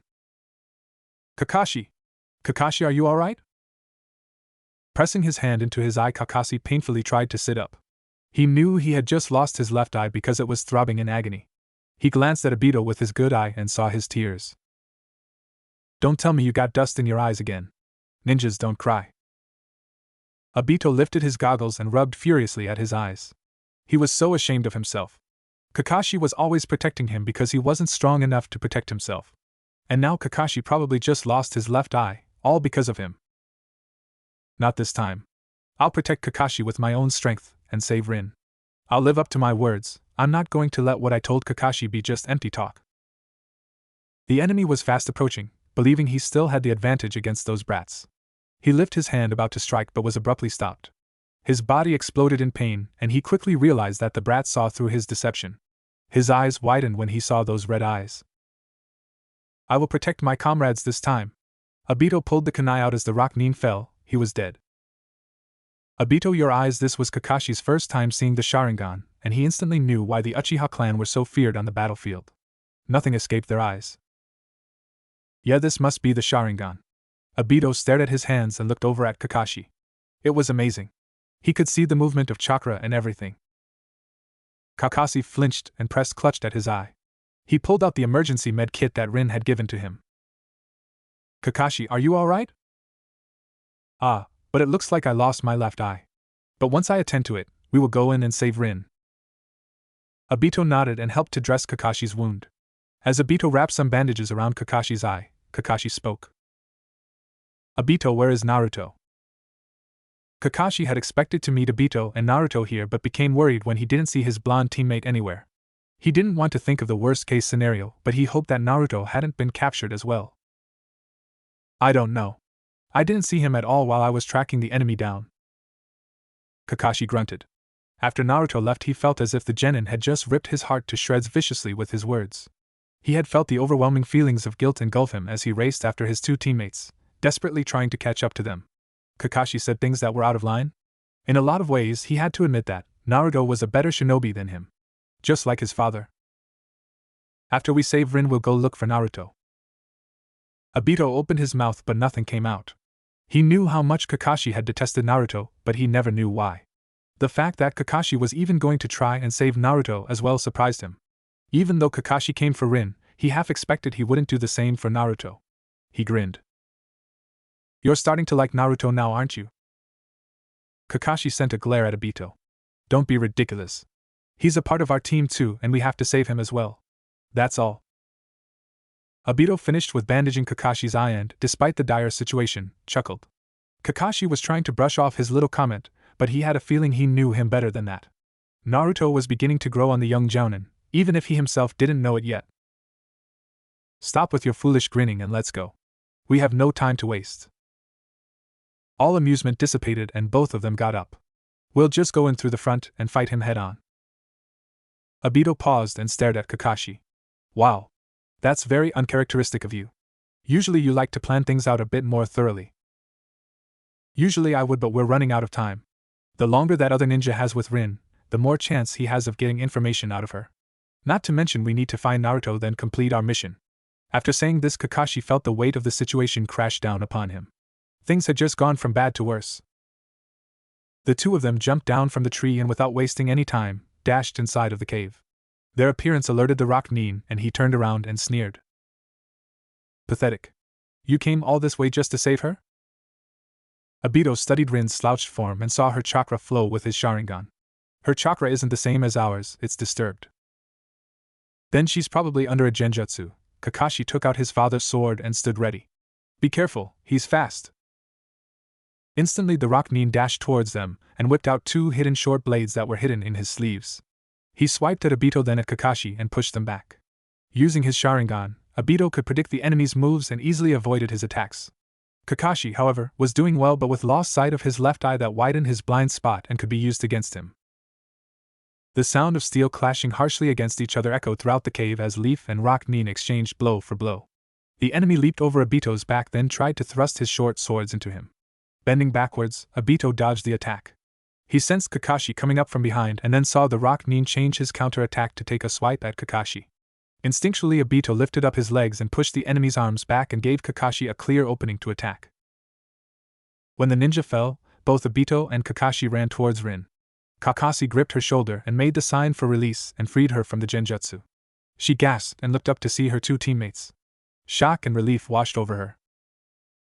Kakashi, Obito! We came to save you, Rin. You're safe now. Obito leaned over onto his knees, breathing heavily. Yes, now let's get out of here. Kakashi quickly untied the ropes binding Rin. I see, even if you guys are skilled ninja, you're still just kids. The three of them turned sharply to see that their fallen enemy had gotten up. He quickly performed a few hand signs and slammed his hands into the ground. Earth style, rock breaker. Suddenly the entire cave began to quake and tremble as rocks and boulders started to come crashing down. Everyone! Run to the exit! Kakashi yelled and began to run with his teammates right alongside him. They were so close to the exit when a rock slammed into Kakashi's blind side. He fell in a heap on the floor, unable to move. Kakashi! Rin shouted and turned to run towards him when Obito rushed past her. He grabbed Kakashi and threw him out of the way. He looked up and froze in place as he saw a giant boulder come crashing down towards him. Rin rushed to Kakashi's side as Kakashi looked up towards Obito. Time seemed to slow down as he saw that boulder about to crush Obito. Fear and panic seized him as he screamed. Obito! Baka! A streak of orange was all Kakashi saw as he saw it crash into Obito and shove him out of the way. The boulder smashed into the ground and dust and debris flew everywhere. The boom the colliding boulder made resonated off the cave's walls until all was silent. When the dust cleared up, Kakashi and Rin stood. The cave had collapsed in on itself and they were trapped inside. Kakashi rushed over to where Obito had previously stood and began to push and pull rocks out of the way. That voice, he had heard it couldn't be him. And even if it was him, then that meant that they were both. As Kakashi pushed another rock out of the way, he heard coughing. He pulled another rock out of the way and peered into the opening it made and saw his two teammates. Naruto was laying over Obito and kept both their heads down with his arms. No rocks had crushed them, they were all right. Relief and happiness washed over Kakashi, and he never thought he'd be so happy to see the blonde. He jumped in and landed beside them. Are you guys all right? Naruto finally lifted his head and stared up at Kakashi disbelievingly. Kakashi! Why are you here? And what happened to your eye? Naruto sat up and got off of Obito to get a better look at Kakashi's bandaged eye when he heard Obito groan. He looked down at him and flinched. He had saved Obito from being crushed under the rocks, but his left leg still got caught up in it and was now broken. Rin then came in and gasped when she laid her eyes on Naruto. Before she could say anything, her attention was grabbed by Obito, who moaned in pain again. Obito! She immediately examined his leg and confirmed that it was broken. She quickly started to give him first aid as Kakashi looked over at Naruto. His annoying orange clothes was littered with cuts and tears everywhere, and he could even see blood seeping out of his poorly wrapped bandages on his side. What the hell happened to him? Kakashi opened his mouth to ask just that when Naruto stopped him by suddenly placing his hand gently on the left side of his face. Kakashi, what happened? The words Kakashi wanted to speak seemed to be lodged inside his throat. He wasn't used to such close physical contact from anybody unless it was during sparring or battles. And Naruto was way too close for comfort as well. Grunting instead, Kakashi pushed Naruto away slightly, trying to regain his personal space. Reluctantly, Naruto pulled away. He was dumbfounded to see Kakashi was here. When he left him before, he never expected for him to follow and help save Rin. And now his eye, he had a feeling Kakashi just lost it. But that didn't make sense. Well, it did, but it didn't. He knew that Kaka-sensei had the Sharingan, so he had to of course lost his original eye. But then, when and how does he obtain the Sharingan? We need a plan. That Rocknin is most likely right outside the cave waiting to see if any of us survived. We need to dispose of him quickly. Rin looked up at Kakashi and protested. But Kakashi, you can't fight in your condition. And neither can Obito, and I'm not much help in fighting. And even with Naruto's help it's hopeless. Fine. Then I'll go out there and distract him while you guys escape. It's the best course of action. No. Kakashi looked over at Naruto and saw the hard-set expression on his face. I'm captain, and it's my job to make sure we complete the mission. I'll be a decoy while you guys complete the mission. Naruto clenched his fists together and felt the powerful urge to just punch Kakashi, but restrained himself. The guy was banged up enough as it was. Captain or not, I'm not going to let you sacrifice yourself for us. We started this mission together, and we'll finish it together. Staring intently at Naruto, Kakashi knew that the blonde would not be swayed from his decision. Kakashi sighed. He didn't know what to do. None of them were in any condition to go out there and fight. It'd be a lost cause on their part, and they would not only fail the mission, but probably die as well. Suddenly Naruto smacked Kakashi on the shoulder. The Jounin looked over at him and saw the genin grinning. Don't worry, I have a plan that will definitely work. Just trust me. Without even thinking, Kakashi nodded. He stopped himself when he realized what he had just did. When did I start to trust and rely on him? He guessed that it didn't matter at this point. Naruto waved his hand at him in a gesture for him to lean closer so he could whisper his plan into his ear. Obito and Rin could still hear it, of course, but they humored the blonde anyway. It had been about half an hour since the Rock Nin had crushed those stupid leaf shinobi in that cave. He had sat outside of it to rest and watched to see if any of them survived. After waiting this long, he decided that they were all dead. He got up to go find his other fellow rock shinobi when an explosion behind him erupted. He whisked around and saw that silver-haired brat standing, and that blonde kid was with them too. He didn't remember him ever coming into the cave before. So stubborn, you're all still alive? He took in his opponent's appearance and smirked. The two of them were all battered and bleeding and weakened. Killing them would be easy. I guess it doesn't matter. Even with just the two of you, you could never beat me. Naruto smirked. Oh really? How would you feel then if there were 200 of us? The Rock Nin blinked. Huh. This kid was bluffing, there weren't more of them anywhere from what he could sense. Those brats were as good as dead. He started to dash towards them when Naruto lifted his hands up in his most trademark sign. Tajuru. Kagebushin no Jutsu. The Rock Nin stopped dead in his tracks as an explosion of smoke consumed the surrounding area, and when it finally cleared, he blanched. The trees, the ground, all around him there were clones of this kid. The Rock Shinobi wasn't the only one to be shocked. Kakashi was stunned as well. When he listened to Naruto's plan, he hadn't really expected him to make solid clones and to make this many of them. It was amazing. He knew that these clones ate up a massive amount of chakra, yet here Naruto was not even breaking a sweat. This jutsu was A rank, so how in the world did Naruto know such a jutsu? What is this? This is some kind of joke. There's no way a brat like you could do something like this. Ignoring the Rock Nin's outburst, Naruto turned to Kakashi and gave him an encouraging smile. Go on, Kakashi, I'll back you up. Let me be your eye and watch out for you. More than reassured, Kakashi felt immense gratitude fill his entire being. He had been wrong about Naruto. Completely wrong, and as he lunged forward to attack, all he thought about was how he was going to repay him for this. Kakashi came down with his father's sword and clashed when the Rock Nin's short blades caught it in between them like scissors. His father's sword shattered from the force the Rock Shinobi used to break it apart. Kakashi propelled himself backwards and rushed forward again. Naruto's clones leaped out with him and threw all sorts of weapons at the Rock Nin. Senbons, shuriken, kunai, anything he had on him to help be Kakashi's defense while he attacked. Most of Naruto's clones were destroyed during the battle. The ones destroyed happened to be the ones guarding Kakashi's left flank. Seeing his opening, the Rock Nin seized it and charged into it, ready to strike down the brat when a bright light blinded him. Naruto himself saw the Rock Nin go in for the kill in Kakashi's blind spot and immediately threw a flash bomb at him.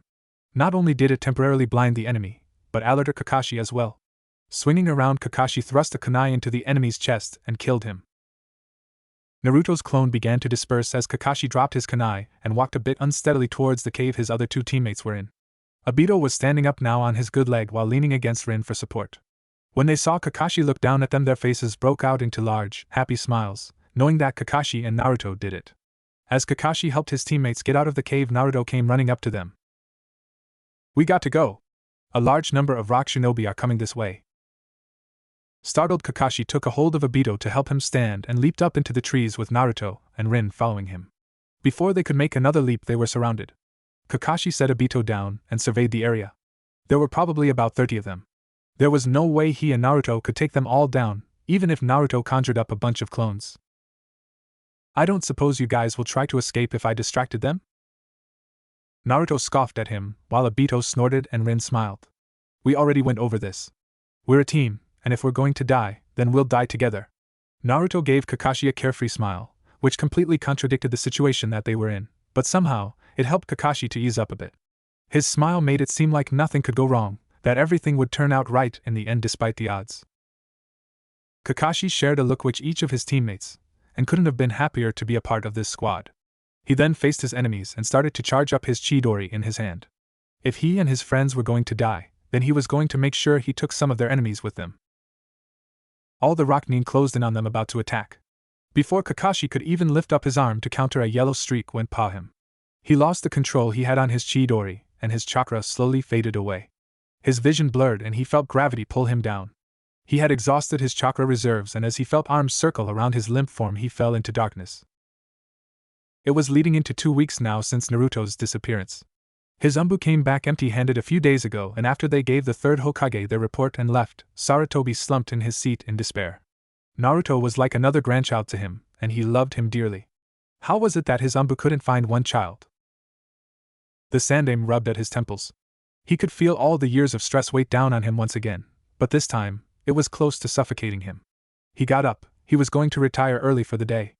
Too much was on his mind and he couldn't work with the state his mind was in at the moment. As he walked around his desk he heard a knock at his door. Sighing in agitation he allowed whoever it was to come in. It was Kakashi, and his face hardened. He knew that the man was going through just as much of a tough time as he was. He came almost every day asking him if there was any news on Naruto's location. Sarutobi sighed and looked away. "I'm sorry, Kakashi, there's nothing new on Naruto's case today." Silence met his ears. He looked back over at Kakashi and was unsettled. Kakashi's entire being was drooping and his eye was filled with deep anguish. He was so spellbound that he almost didn't hear Kakashi speak. "That is not why I am here, Hokage-sama." "Ah, then why?" As Sarutobi asked this, Kakashi lifted his left hand up and removed his headband. His left eye that he always kept covered and hidden as revealed to him. In all his years as Hokage, many things surprised the old man, but this one topped it all. "Kakashi, what happened to the Sharingan?" Remorse is the only emotion that filled Kakashi to the brink of his being as he aimlessly wandered throughout the streets of Konoha. His mental condition hadn't improved in the slightest since the disappearance of his youngest student. If Naruto wasn't found, then Kakashi didn't know how he could move on with his life. He moved on after the death of his father. He moved on after the death of Obito and Rin. And he had moved on after the loss of his sensei and Kushina. 3 times in his life he had lost people precious to him, and 3 times he had, with much difficulty, pushed himself to continue forward. He couldn't do it a 4th time. One of the reasons he continued on as a person and not an empty shell was because of Obito's eye. He wanted to see the future for him and hoped that Obito could see it with him. Then Naruto became one of his reasons. Looking after the boy and indirectly raising him as a sensei, all he wanted was to see him grow up and to be what Kushina and Minato would have wanted him to be. A splendid ninja loved and cherished by everyone around him, and who held a deep love for his village, just like his parents had. Kakashi came to a stop as he realized he unconsciously brought himself to the Kia Memorial Stone. He wasn't surprised. Whenever he was deeply troubled with something he would always come here. It soothed him and he still felt a connection with his deceased loved ones when he was near the stone. It was probably strange of him to seek comfort from the dead, but he really had no one else to lean on when life got out of hand and when things go wrong that he would blame himself for, whether or not it was his fault. It was just in Kakashi's nature to shoulder the burden of his comrades and keep them safe, and if something went wrong, he would blame himself for it. Gaze filled with sorrow, Kakashi looked over the names of the people he had once grown to cherish. He lifted his hand and gently ran his fingers over the engraved name of Minato. After a few seconds he moved on to Kushina's name. If they happened to appear before him right now, he wondered what they'd say. If they'd be angry with him, or if they'd be sad. Even as a grown man he still felt the need for someone to guide him to the right path. He sometimes still had doubts. Subconsciously, his fingers moved on to Rin's name. He was aware that she had been in love with him when she was still alive. After Obito's death he started to care about her, but not in a romantic way. Kakashi wished that she had fallen in love with someone better, someone who would have returned her feelings and not put her through pain like he had. Kakashi closed his eyes. Back then he never wanted nor needed to harbor such feelings for another person, and he still didn't, but sometimes he wondered if he should have at least given Rin a chance. He mainly avoided her because he knew of Obito's feelings towards her and, even though being dead, didn't want to take his place with Rin. He wouldn't betray him no matter what. Kakashi closed his eyes as memories of Obito crossed his mind. He wished he had befriended him sooner and had a chance to truly understand him. If Obito had lived that day, Kakashi was sure that the two of them would have probably become best friends. While thinking of Obito, Kakashi's hand moved towards his deceased friend's name. He didn't have to look to see where any of them were, he knew their locations by heart, but as Kakashi's hand moved over Obito's name, his hand stilled. The engravings under his fingertips felt different, they weren't the same as Obito's. Kakashi opened his eye and removed his hand so he could look at the name he had stumbled upon. He blinked. In the place where Obito's name should have been was someone else's. That couldn't be right. Obito's name had always been just above Rin's name since he had died before her, but now it wasn't there. Kakashi scanned his eyes over the rest of the stone, searching for Obito's name, and as each unfamiliar name passed by, his throat constricted painfully. Where is his name? It's nowhere on the stone. Kakashi walked all around the stone and looked from top to bottom but still couldn't find Obito's name. Just as he took a step back bewildered, a sharp pain became present in his left eye. Wincing, Kakashi pushed his headband up and opened his left eye slowly. The sudden pain was slowly ebbing away, and as it finally disappeared, Kakashi opened his eye fully. He felt disconcerted. While gazing out of his left eye, he immediately knew something was wrong. For one, things didn't look as clear as they usually were with the Sharingan. He could still see better out of this eye than his right, but it wasn't the same. Quickly, Kakashi made the needed signs to Shunshin to his apartment. He needed to see what was wrong with his eye and decide if he needed to get it looked at by a medic Nin. When he arrived in the middle of his bedroom, he rushed towards his bathroom and flung the door open and roughly turned the lights on. He squinted his eyes from the abrupt brightness but opened them fully as he turned towards the mirror. Kakashi's breath got caught in his throat. His Sharingan, the gift Obito had given to him, was gone. The eye looking